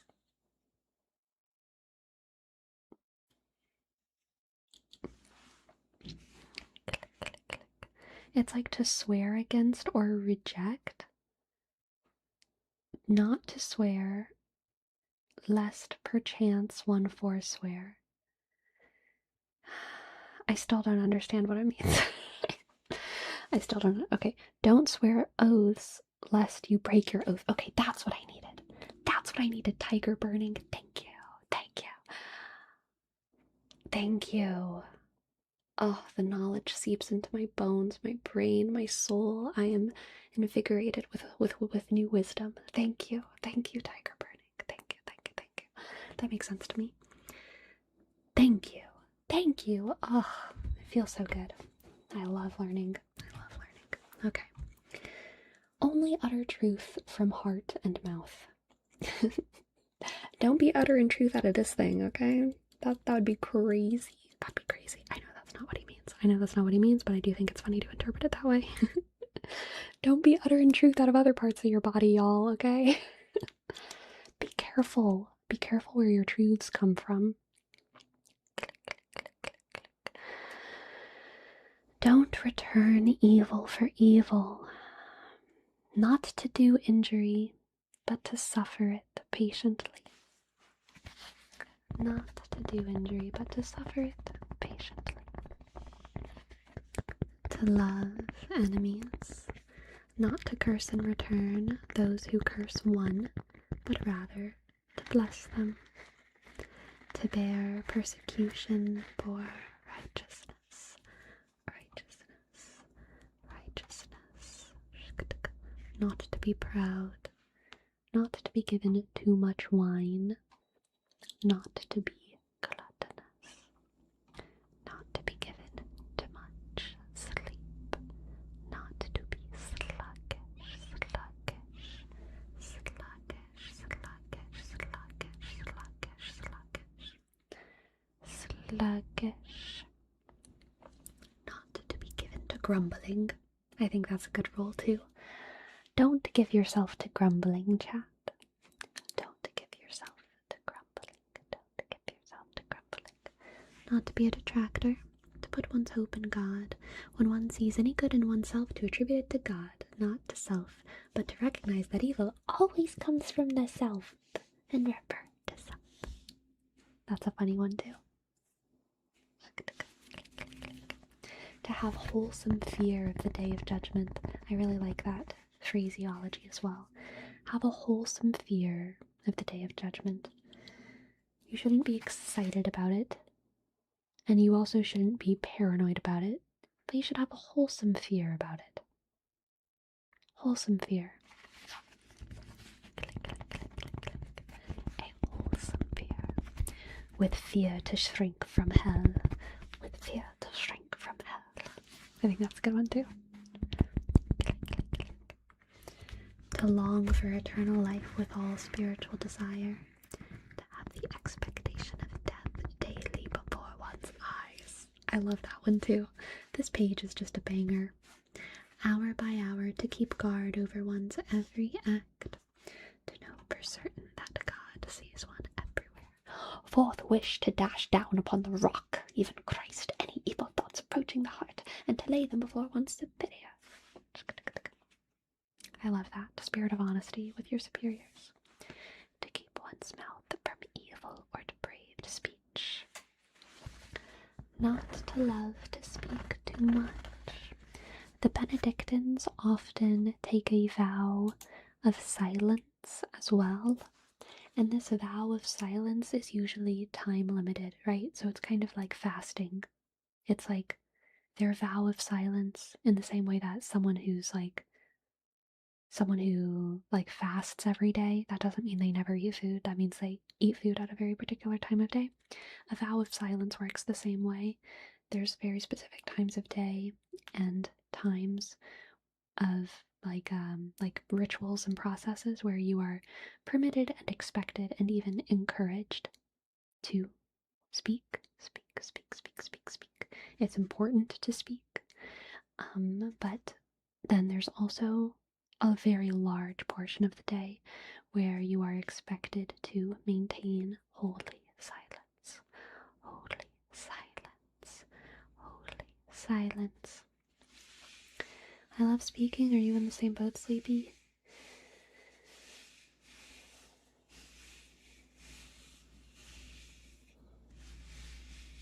I like speaking, but I mean, I think I love silence just as much, if not more, than I love speaking. I think that is true of me. I really do like silence. And, you know, I am someone who does, unfortunately, feel a sort of agitation deep in my soul where I feel like I must say many things in order to, like, get the truth out and get the clarity out and communicate fully. I have that, and sometimes that feels like a love of speaking. But whenever I'm alone and there's no one to talk to, and I don't have any kind of feeling like I need to perform and tell the truth and speak in truth and blah blah blah, it's very relaxing. I love silence. I love peace. And you know, I also really like listening. I like listening more than I like speaking. I think that's, you know, that's why I like hanging out with people, is really more to listen, because I got myself all day. I got myself all day in here, and I think other people are wonderful, wonderful, wonderful, wonderful, wonderful.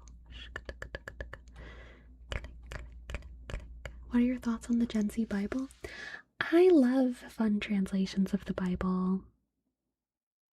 Why not? Why not? Why not? Why not? Why not? Why not? Why not? Why not? Why not?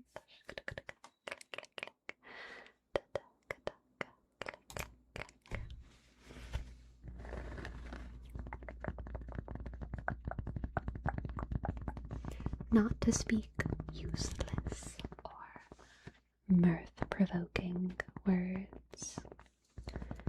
Mirth-provoking words.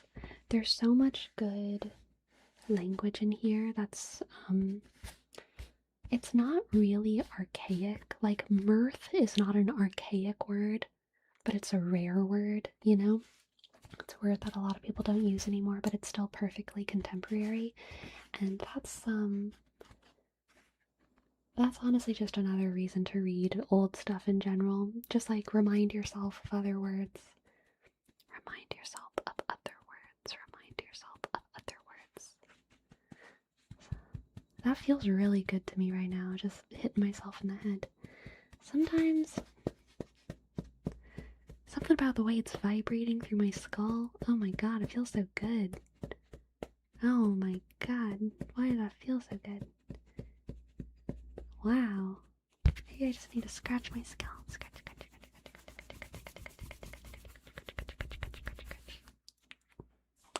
That feels good. O Master, grant that I may never seek so much to be consoled as to console, to be understood as to understand, and read out as to how I show. Where was I? Not to speak useless mirth-provoking words, not to love much or excessive laughter.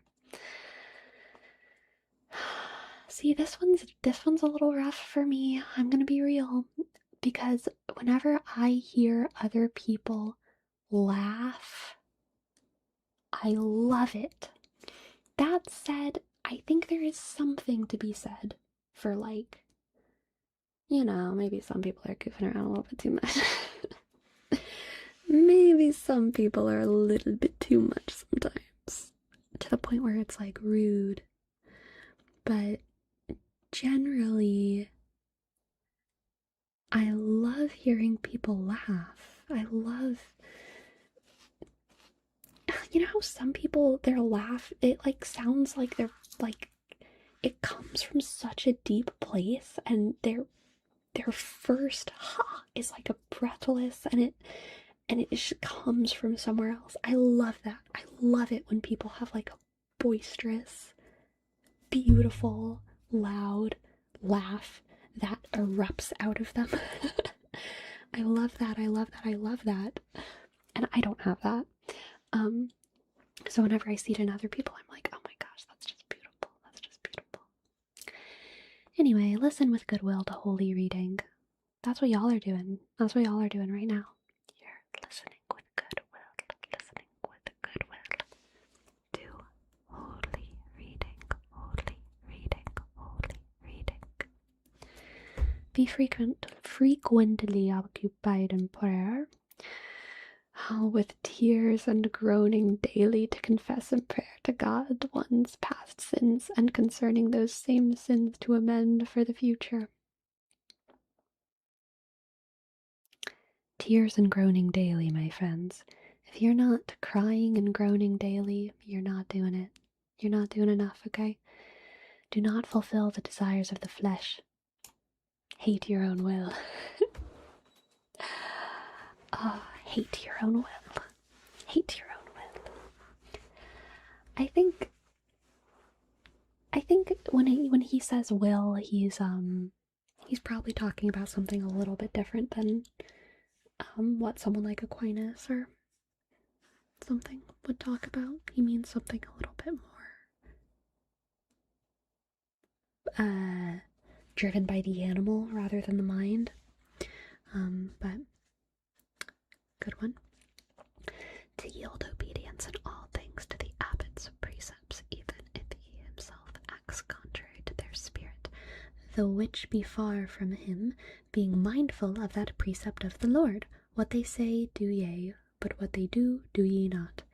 That's a good one too. It's saying, like, don't get distracted by the fact that hypocrites are being hypocrites. Just do what your superiors are telling you to do, and don't get in your head about it. Not to wish to be called holy before one is, but to be so first, whereby one would be so called more truly. Okay, Benedict. How about you try thinking about the way you're going to say something before you just write it down? I feel like you could have said that in a third as much words, Saint Benedict. This was before they had erasers, I think. I think in 500, he started that sentence and he didn't know. I think he started that sentence and he didn't know exactly how he was going to finish it, and so he kept trying to, like, figure it out as he was going. Not to wish to be called holy before one is, but to be so first, whereby one would be so called more truly. I know what he's saying, but I feel like he could have probably said that a little bit better. By deeds daily to fulfill the precepts of God, to love chastity, not to hate anyone, not to harbor jealousy, not to love contention. 500s, like the year 1400 and on? No. I'm pretty sure Saint Benedict wrote this in the 500s.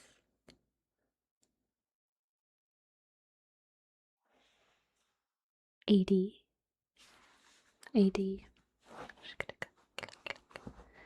Right? Let's see.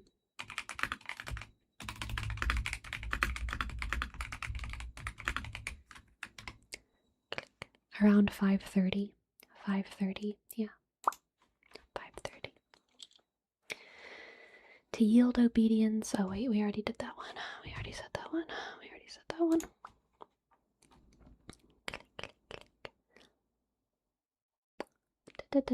Not to love contention, not to harbor jealousy, to avoid elation, to venerate seniors, to love juniors, in the love of Christ, to pray for one's enemies, in case of discord with anyone, to make peace before the setting of the sun. That's a good one. Never to despair at the mercy of God. These are the instruments of the spiritual art, the which, when they shall have been ceaselessly employed by us day and night, and duly given back in by that reward from God which he promised, that which the eye hath not seen, nor the ear heard, and that hath not entered into the human heart, the things which God has prepared for them who love him. And the cloister of the monastery and stability in the community are the workshop wherein we may diligently effect all these works. I just love that little list. I love that list. It's good for when you feel like you've mastered the 10 Commandments, you know? It's good for when you feel like you've mastered not murdering, not stealing, not committing adultery. I'm gonna be real, y'all. The 10 Commandments are too easy. They're too easy. I think we could do with a couple more. 10 Commandments, good target. Really good. Really good to aim for that. But like, if you're pretty good at those, I think it's good to have another list to refer to, and I do think that that's a good one. Oh my goodness. May Defeat Art, thank you so much for gifting 20 subs. 20 subs. Thank you. Thank you. Thank you. Thank you. Thank you so much. Shk, a, click, d, click, e, shk, half, sk, click, e, e, d, a, sk, click, r, shk, d, sk. Thank you so much. You make the stream good place. I appreciate. You big welcome. Oh my goodness. Thank you. Okay. What was I gonna say? Read Matthew 5. Oh yeah. I think you were saying he's paraphrasing. Yeah, he's paraphrasing biblical verses. It's true. He was a man of the word. What you gonna do? Men of the word being men of the word. Gotta love it. And Patsy, thank you for your sub. Got back my Twitch account. Hackers got my PC recently. So still lost my Discord account. I'm so sorry. That sucks.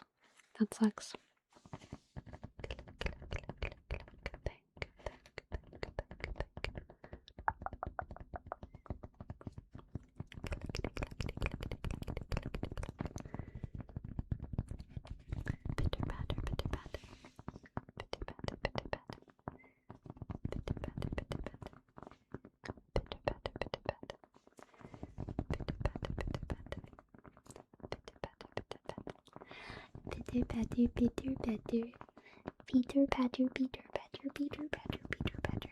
You know what I'm feeling the urge to do? I'm feeling the urge to read more, y'all, about monastics. I love monastics. Read more to y'all. All these books are about monastics, and I've read them all. And this is like one of my favorite shelves, okay? This big blue one, I haven't finished. I've actually only read probably about 30% of it. But all the other ones I've read fully. Monastics with an M-O. And most of these are about monastic women.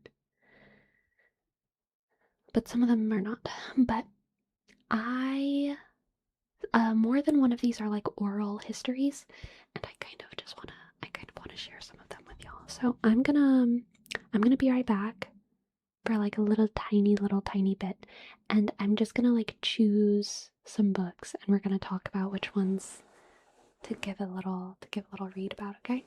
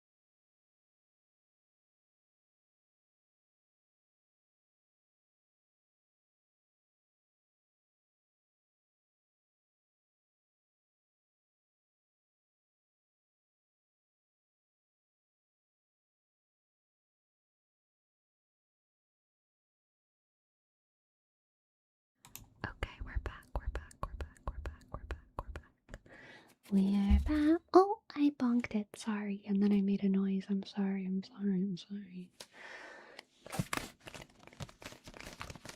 How do you search for a good bibliography on these niche topics? One thing at a time. One thing at a time. Books will end up referencing other books. And it's just one thing at a time. How do you feel about St. Hildegard of Bingen? I love Hildegard. I love Hildegard. Oh my gosh, how can you not love Hildegard?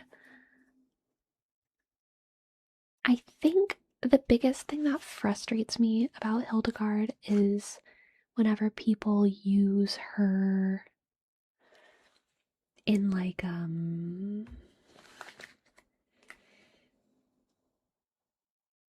whenever people like appropriate her to talk about how she when people appropriate her as like an and they try to make her like anti-Catholic. I don't like that. I don't like that. She was feminist in a way in her time. And she did critique church hierarchy, but she was obviously an incredibly devout Catholic woman, and sometimes people use her as like Hildegard von Bingen like used the church to go against the church or something, and like I don't like that. I don't like that very much because she was a nun. She was a nun first and foremost, and she loved her sisters, and she created a beautiful little, monastic situation for her sisters in arms, and she was hecka Catholic. Are you kidding me? Are you kidding me?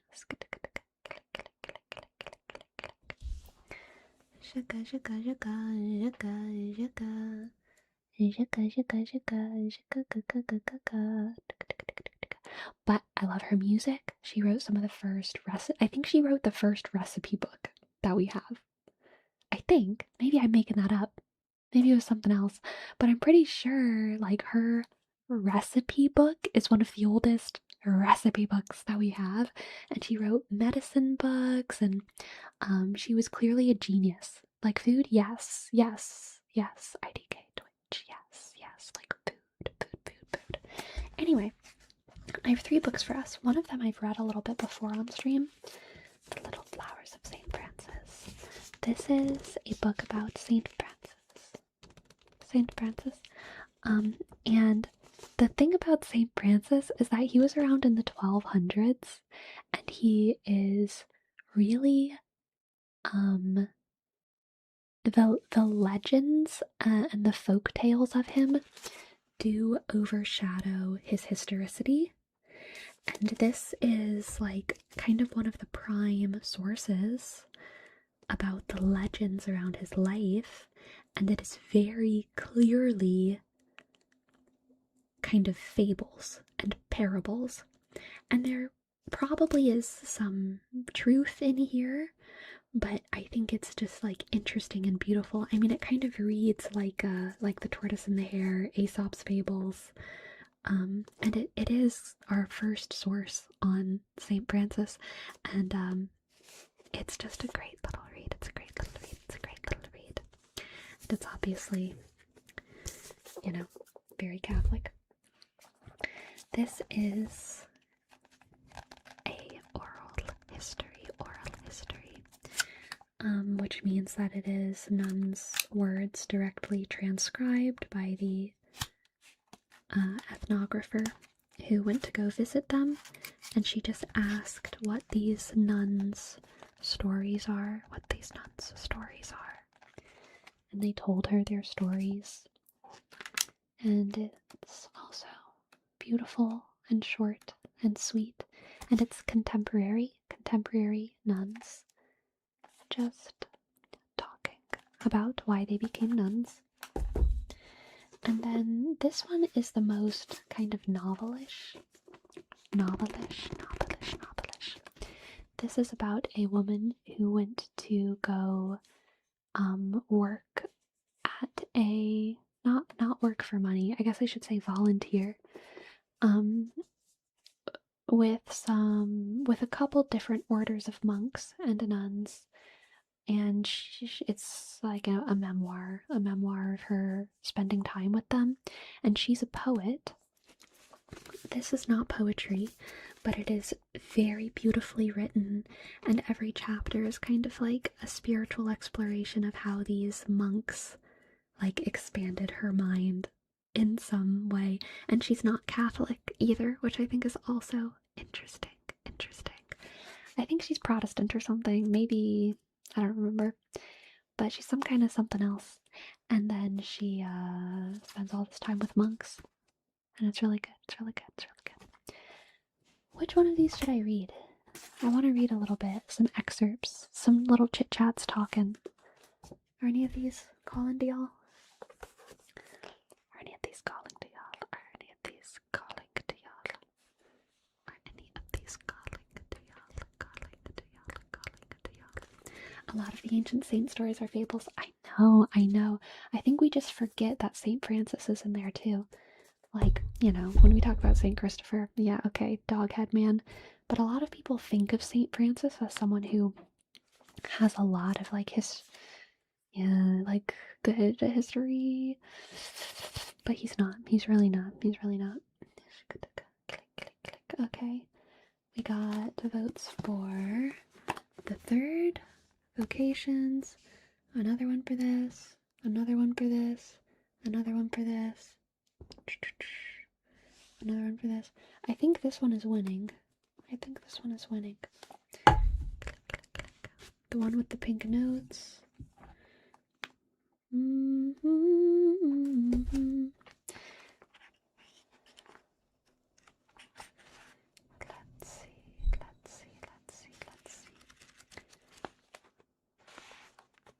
Let's do this one. Alright, I'm just gonna flip to a random chapter, because most chapters kind of work by themselves. And we will see what we have.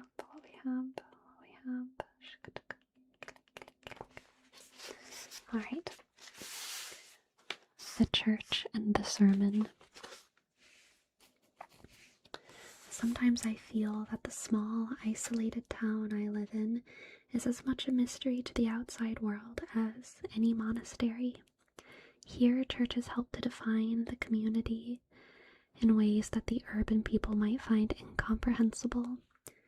They are the only local institutions, for instance, that could have generated enough local support to establish and maintain a domestic violence hotline, and now a safe house, a community food pantry, and services to destitute transients. My husband, who grew up in New York, said that it wasn't until he moved here that he realized how much ministers do. The Sunday morning service is a social highlight of the week for many people, especially for the elderly. It's one of the few times all week that they get out. But for them, and for many younger people, church is much more than visiting with friends over coffee before the service. Worship has been important to them all their lives, so they go. If a guy skips church now and then, it has much more to do with his love of fishing or the need to get a hay crop in than with existential angst. For many families here, church is both a serious commitment and a joy. When I'm asked to preach, she's Protestant.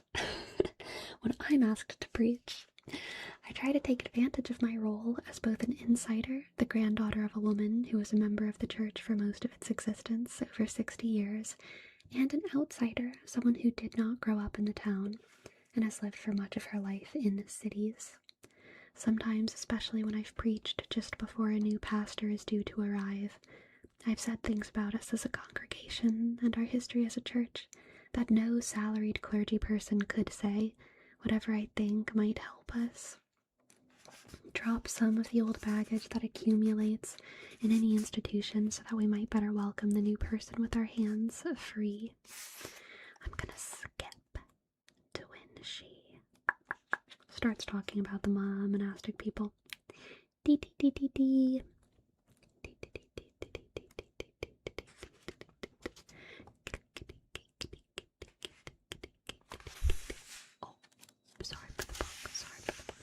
And thank you for your sub, Emma Constant, Emma Constant, Emma Constant, Emma Constant. Where is the part about the monks? Where's the part about the monks? Here we go. Let's talk about celibacy. Let's talk about celibacy. Finally, something interesting. Celibacy is a field day for ideologues. Conservative Catholics, particularly those who were raised in the pre-Vatican II Church, tend to speak of celibacy as if it were an idealized angelic state, while feminist theologians such as Ute Ranke Heinemann say angrily that celibate hatred of sex is hatred of women. That celibacy constitutes the hatred of sex seems to be given in the popular mythology of contemporary America, and we need only look at newspaper accounts of abuse by priests to see evidence of celibacy that isn't working. One could well assume that this is celibacy, impure and simple. And this is unfortunate, because celibacy practiced rightly is not at all a hatred of sex. It in fact has the potential to address the sexual idolatry of our culture in a most helpful way. One benefit of the nearly 10 years that I've been a Benedictine oblate has been the development of deep friendships with celibate men and women. This has led me to ponder celibacy that works, practiced by people who are fully aware of themselves as sexual beings but who express their sexuality in a celibate way. That is, they manage to sublimate their sexual energies towards another purpose than sexual intercourse and procreation. Are they perverse? Their lives necessarily stunted? Cultural prejudice would say yes, but I have my doubts. I've seen too many wise old monks and nuns whose lengthy formation in celibate practice has allowed them to incarnate hospitality in the deepest sense. In them, the constraints of celibacy have somehow been transformed into an openness that attracts people of all ages, all social classes. They exude a sense of freedom. They also gender bend, at least in my dreams. Sister Jeremy will appear as a warrior on horseback, Father Robert as a wise old woman tending a fire. The younger celibates of my acquaintance are more edgy, still contending mightily with what one friend called the raging orchestra of my hormones. They are obviously more struggling to contain their desires for intimacy, for physical touch within the bounds of celibacy. Often they find their loneliness intensified by the incomprehension of others. In a culture that denies the value of their striving, they are made to feel like fools or worse. Got the moves like Jabba. Thank you so much for your prime. Thank you, thank you, thank you, thank you, thank you, thank you. Raging Orchestra of Hormones is a sick band name. You're correct. You're correct. Americans are remarkably tone deaf when it comes to the expression, of sexuality. The sexual formation that many of us receive is like the refrain in an old Fugs song. Why do you like boobs a lot? You gotta like boobs a lot. The jiggle of tits and ass assault us everywhere. Billboards, magazines, television. It's no wonder I'm censoring some of this. Some of it gets a little bit too many words. Too many words. It's no wonder that in all of this powerful noise, the quiet tones of celibacy are lost. That we have such trouble comprehending what it could mean to dedicate one's sexual drives in a way that procreation is precluded. But celibate people have taught me that celibacy, practiced rightly, does indeed have something valuable to say for the rest of us. Specifically, they have helped me better appreciate both the nature of friendship and what it means to be married. They've helped me recognize that celibacy, like monogamy, is not a matter of the will disdaining and conquering the desires of the flesh, but a discipline requiring what many people think of as undesirable, if not impossible, a conscious form of sublimation. Like many people who came into adulthood during the sexual permissive 1960s, I have tended to equate sublimation with repression, but my celibate friends have made me see the light. Accepting sublimation as a normal part of adulthood makes me more realistic about human sexual capacities and expression. It helps me respect the bonds and boundaries of marriage. Any marriage has times of separation, ill health, or just plain crankiness, in which intercourse is ill-advised, and it is precisely the skills of celibate friendship, fostering intimacy through letters, conversation, performing mundane tasks together, thus rendering them pleasurable, savoring the holy simplicity of a shared meal, a walk together at dusk, that can help a marriage survive the rough spots. When you can't make love physically, you figure out other ways to do it. Monastic people are celibate for a very practical reason. The kind of community life to which they aspire can't be sustained if people are pairing off. Even in churches in which the clergy are often married, Episcopal and Russian Orthodox, for example, their monks and nuns are celibate.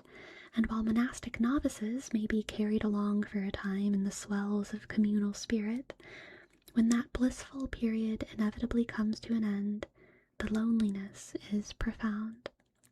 One gregarious monk in his 30s told me that, just as he thought he'd settled into the monastery, he woke up in a panic one morning, wondering if he'd wake up lonely every morning for the rest of his life. Another monk I know regards celibacy as an expression of the essential human loneliness, a perspective that helps him as a hospital chaplain when he is called upon to minister to the dying. I knew him when he was still resisting his celibate call. It usually came out as anger directed towards his abbot and community, more rarely as misogyny, and I was fascinated to observe the process by which he came to accept the sacrifices that a celibate monastic life requires. He's easier to be with now. He's a better friend. This is not irony so much as grace, that in learning to be faithful to this vow of celibacy, the monk developed his talent for relationship. It's a common occurrence. I've seen the demands of Benedictine hospitality, that they receive all visitors as Christ converts shy women who fear women into monks who can enjoy their company. I've witnessed this process of transformation at work in older monks as well. One friend who had entered the monastery very young was, when I first met him, still suffering acutely from an inadequate and harmful sexual formation. Taught that as a monk he should avoid women, he faced a crisis when he encountered women as students and colleagues on a college faculty. Fear of his own desires translated all too easily into misogyny. As a good Benedictine, however, he recognized, prayed over, and explored the possibilities for conversion in the situation. Simply put, he's over it now. I'm one of many women who count him as a dear friend, including several who became serious scholars because he urged them on. One reason I intend to join celibates is they tend to value friendship highly. And my friendships with celibate men, both gay and straight, give me some hope that women and men don't live in alternate universes. In 1990s America, this sometimes feels like a countercultural perspective.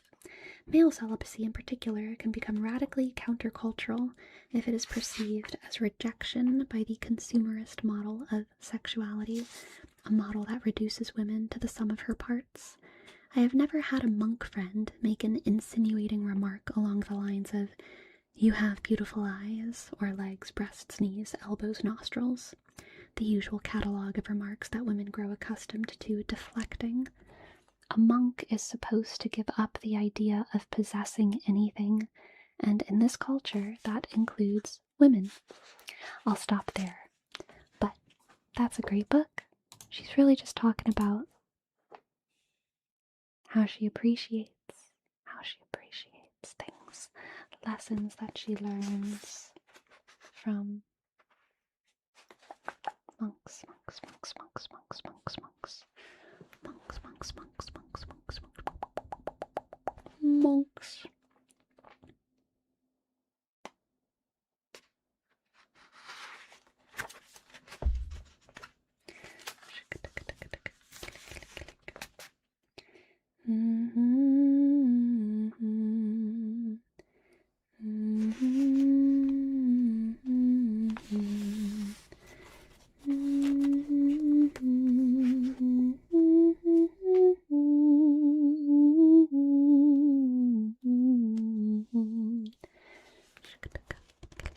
That's cool. She does the words very well. I agree. She does the words great. Kathleen Norris. Kathleen Norris. The Cloister Walk. The Cloister Walk. It's very good. Very good. Very good. Very good. Very good. Very good. That was insightful. I understood it as being similar to romance but without attraction. I don't know. I don't think I understand how you're using that language. Celibacy is a choice. It's not like a orientation. It's a vow, right? And enacting celibacy looks like all kinds of things, right? And celibate people do experience attraction.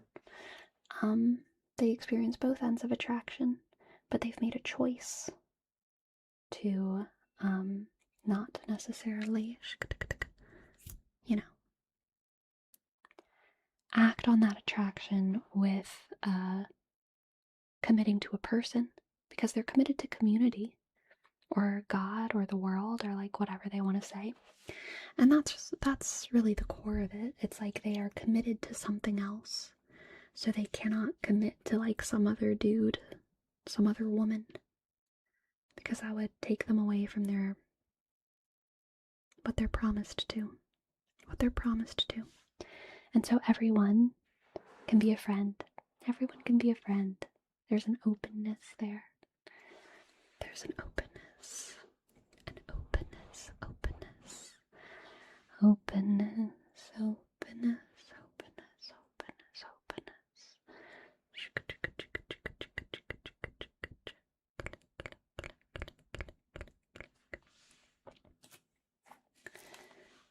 But in their day-to-day, do they keep the moments of niceness within each other? Yeah, of course. Of course. I mean, it's like with a family, right? Like, the person that you marry is just your chosen family, right?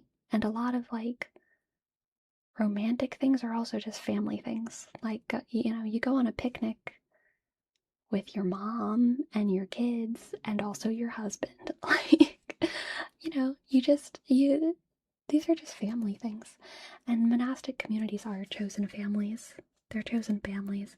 And so they hug and they sometimes give each other back massage, like a little, like if they've been working in the farm all day, here, let me get that knot out your back. And they cook food for each other, and they go on picnics, and sometimes on holidays they play games with each other. They'll play Uno. They'll play Old Maid, or they'll play, I don't know, whatever they're playing. They'll share books. They'll write letters to one another in the monastery. All those things. All those things. Let me choose I'm gonna try and find the shortest story in here.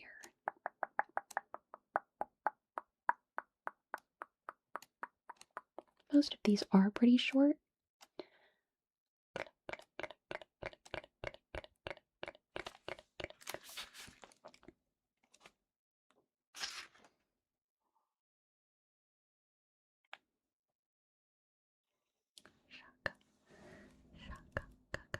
I need to see holy communities play Uno. They actually love it. Carmelite nuns love Uno. It's the favorite Carmelite card game. It's the favorite Carmelite card game. Favorite Carmelite card game. We actually can't do Scratchy, Comey, Chandler, Arfink because my mics are broken, so I can't Scratchy them. I can't Scratchy. Hulkzilla. What is that? What is that? Thank you so much. Thank you so much for your donation. Oh my gosh. Thank you. I really appreciate it. Thank you, Hulkzilla. Thank you.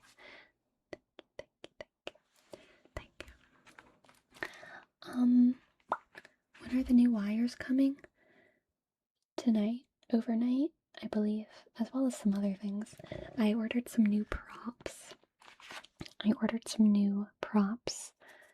for ASMRing, and I'm very, very excited for that. I'm very, very excited. Excited. Okay. So I wrote my notes on this a very long time ago.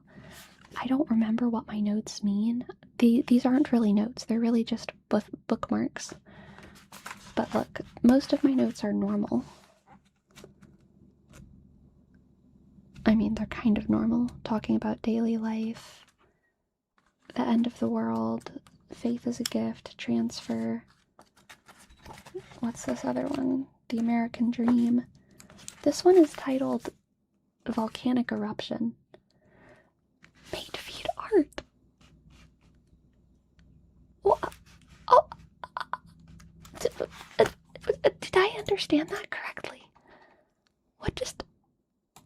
Thank you so much. Thank you so much. Thank you so much for your dono. Thank you so much. Mate feed art and Hulkzilla. You're keeping me alive over here. Thank you so much. That's great. Thank you. Thank you. Time to get more wires. I'll get all the wires in the world. I'll own every wire. Everyone's gonna have to buy wires from me now, okay? All the wires. I'll be the master of the wires. Okay, anyway, I don't know what I meant by volcanic eruption. So I kind of want to figure out what we're talking about. The actual title is called First Love. And I'm imagining it's probably about this beautiful, beautiful, beautiful woman. All these are Dominican nuns. So let's see. I don't recall when I first wanted to become a nun. I can't remember a time before I wanted to be one. Growing up near a Dominican monastery, we kids used to peep through the knotholes of the wooden enclosure fence in hopes of seeing a figure dressed in white. There was no doubt about it. That was what I would be. No grown-ups looked happier, and what better life was there than to live with God? Although I knew the nuns well, I didn't really have a clear idea of monastic life as a child. I simply knew the nuns spent their day in prayer. As I grew older, I was a little relieved to learn that they didn't pray all day long. I thought my knees might get tired. They cooked and cleaned and worked too. Even better. So my mind was made up. I'd enter on my 18th birthday, and that was that. By the time I was 13, I began having second thoughts. My baby twin sisters were born around this time, which awakened my own maternal longings. Guys were also becoming increasingly interesting, and the vow of chastity started to daunt me. I began to develop an attitude. Well, I'll go to college, and if I don't meet anyone I want to marry, then I'll be a nun. At 15, while watching a nun make the prostration after solemn vows, a doubt as to the supernatural character of her call flitted through my mind. Perhaps she couldn't find anyone to marry, and that's why she's here. Then Jesus spoke to my heart. I chose her. She didn't choose me. I am the one to choose. You don't decide to become a nun like you would a career.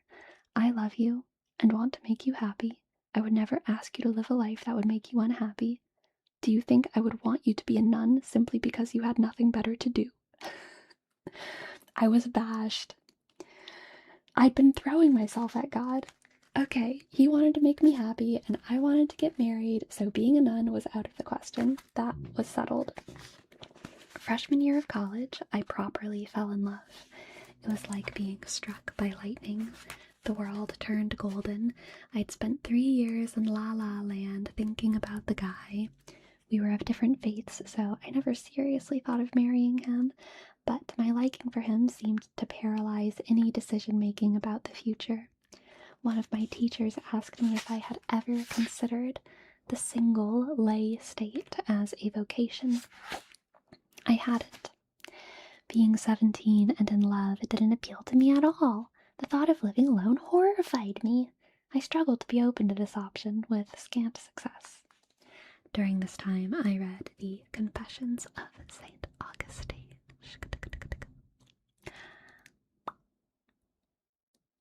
The discourse of Lady Continence stood out. Up until then, I'd assumed people just gritted their teeth and bore the vow of chastity. Now I realized that it was a gift from God. Only His grace made it possible. If someone were called to it, God would be at his or her side to help. I couldn't help thinking, if Augustine could do it, anyone could. Christmas break of senior year, I finally realized I was rather idealizing the guy I liked, which effectively cured me of the infatuation. After graduation, I had to face the fact that, like it or not, I was a single lay woman. I decided I'd like to teach at the college level, philosophy being my main interest.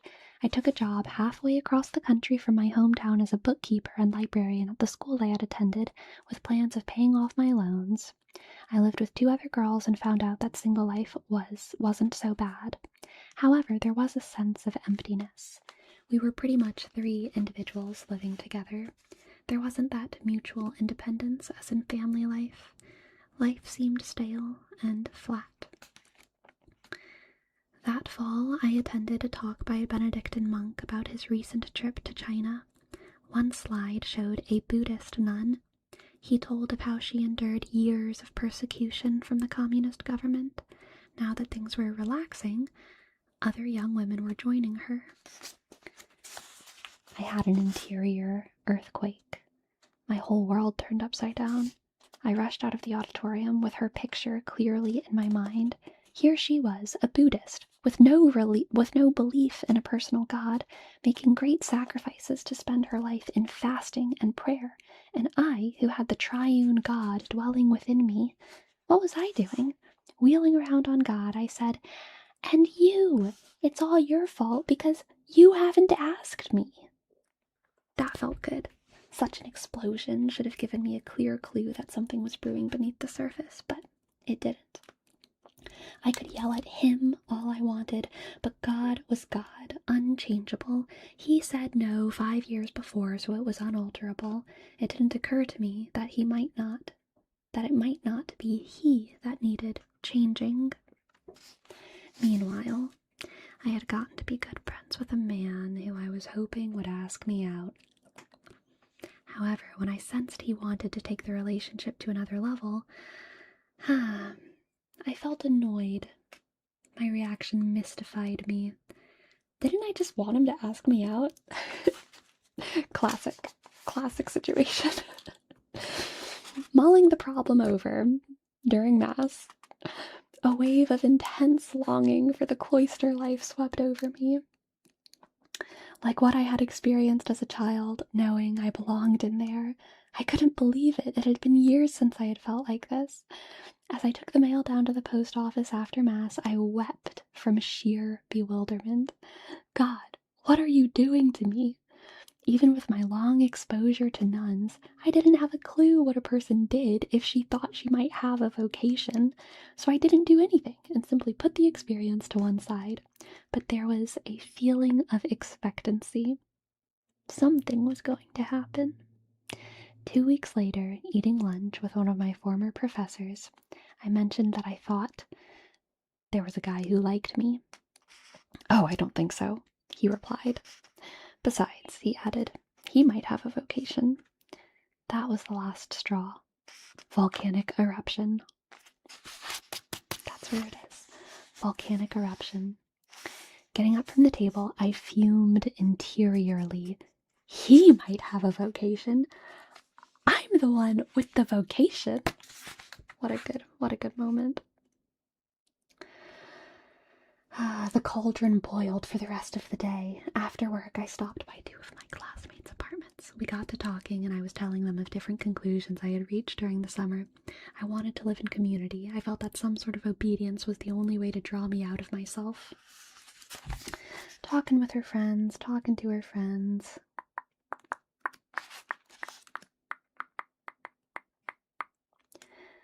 Talking to God. I kept saying, "What do you want? What do you want?" to God. The gist of his reply was, "You can do whatever you please. You can get married, you can have the job of your choice, but it would please me if you would have me." And I melted. He asked a question and waited for an answer. God would never force me. It was powerful but gentle persuasion. Never have I felt so free, yet at the same time it seemed impossible that I could say no. I pulled into the parking lot and sat in my car, finally saying, whatever. Whatever you want, God. Then the presence that had surrounded me seemed to pierce through me and close around my heart. I could barely move. What did that mean? I stumbled up the stairs to the apartment. One of my roommates turned and stared at me. I must have looked pretty shook up. What happened to you? She asked. I don't know. I don't know what's happening to me. You're gonna become a nun, aren't you? Yes. And it was then that I knew. What a delightful little story. What a delightful little story. What a delightful little story. Delightful. My friends, if you are looking for like a place to volunteer and maybe you have like pet allergies or something, and so like you can't volunteer at the pound, or like there's like the pound is like confusing, or like the animal shelter, like if for whatever reason that's inaccessible for you, Mordrin, thank you, thank you so much for your dono. Thank you so much. I appreciate it.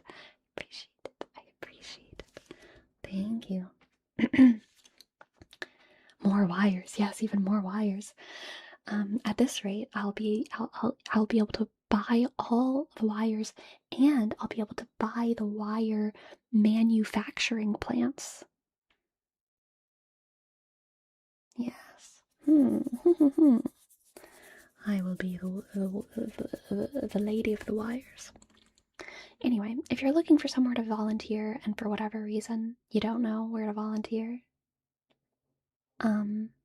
look up monasteries, because they don't come up when you Google places to volunteer, because they're usually cloisters. You can look up churches if that's what you're interested in, but like that's not going to lead you to the monasteries. Monasteries are hidden. The algorithm does not serve them. All of them are run by 80-year-olds who know nothing about SEO, okay? So you have to be like really incredibly specific. This is how you volunteer at a monastery. You Google a map of monasteries in America. You see if there's one close to you. You then find its name, and then you Google the name of that monastery, and then you find a contact email on their website, and then you email them asking them if they need any help. There's no clean process, but it is a really beautiful experience if you get to help at a kitchen in a monastery or in a garden. You know, sometimes they're growing stuff on trees they need help picking. Sometimes they're like shucking corn and they need some help. Sometimes they just need help like carrying bags of groceries. And they're always very appreciative. And sometimes they're not going to respond to you for like a week, and sometimes they're going to say no. Sometimes they're going to say no. But sometimes they're going to say yes. And it can be a really cool opportunity. So I recommend at least looking into it.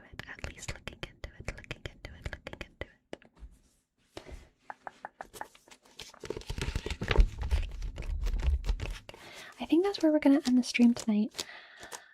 We've had a good long stream. I've had such a good time talking about nuns and monks and abbots and clerics and canons and Saint Benedict and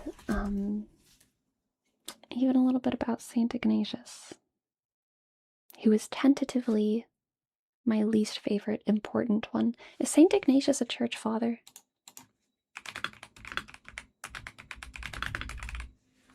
No, he's not a church father, but is he a doctor of the church? That was actually my question.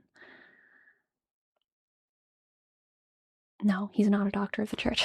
Phew, I feel a little bit better about feeling kind of iffy on him. Paint Feet Art, thank you. Thank you so much. Thank you for gifting 10 more subs. incredible. Oh, incredible. Thank you, thank you, thank you, thank you, thank you.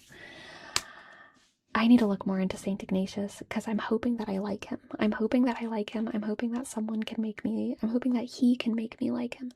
But anyway, this should be the end of the stream. And who shall we raid? The Moonling. Moonling is streaming. Is that real? Oh my gosh. I love raiding Moonling.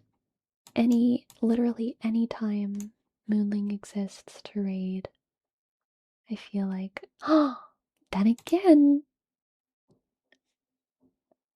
my friend is also streaming. I think we have to raid my friend. Okay, yeah. Let's go raid Tropical Stuck. Because she has an incredible singing voice and she's also doing a singing stream. And naming stream, I think I'll just figure out the naming myself for now. Maybe for the future, because I feel like I'm kind of coming with like topics a little bit more in my head. These days. Anyway, let's raid Tropical Stuck. And Hulkzilla, thank you for gifting 5 subs. Thank you. I appreciate it so much.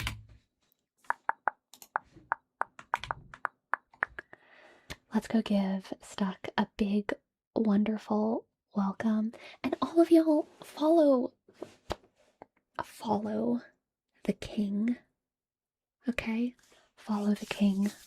Tropical Stuff, because they are really smart and well read, and they also love ranting about history. So talk to them about history, they'll love it. Philosophy, all that fun stuff. Okay, here we go. Good night, my friends. Sleep well. Thank you so much for all of the subs, all of the donos. It's been such a great stream, and I'll see y'all next time.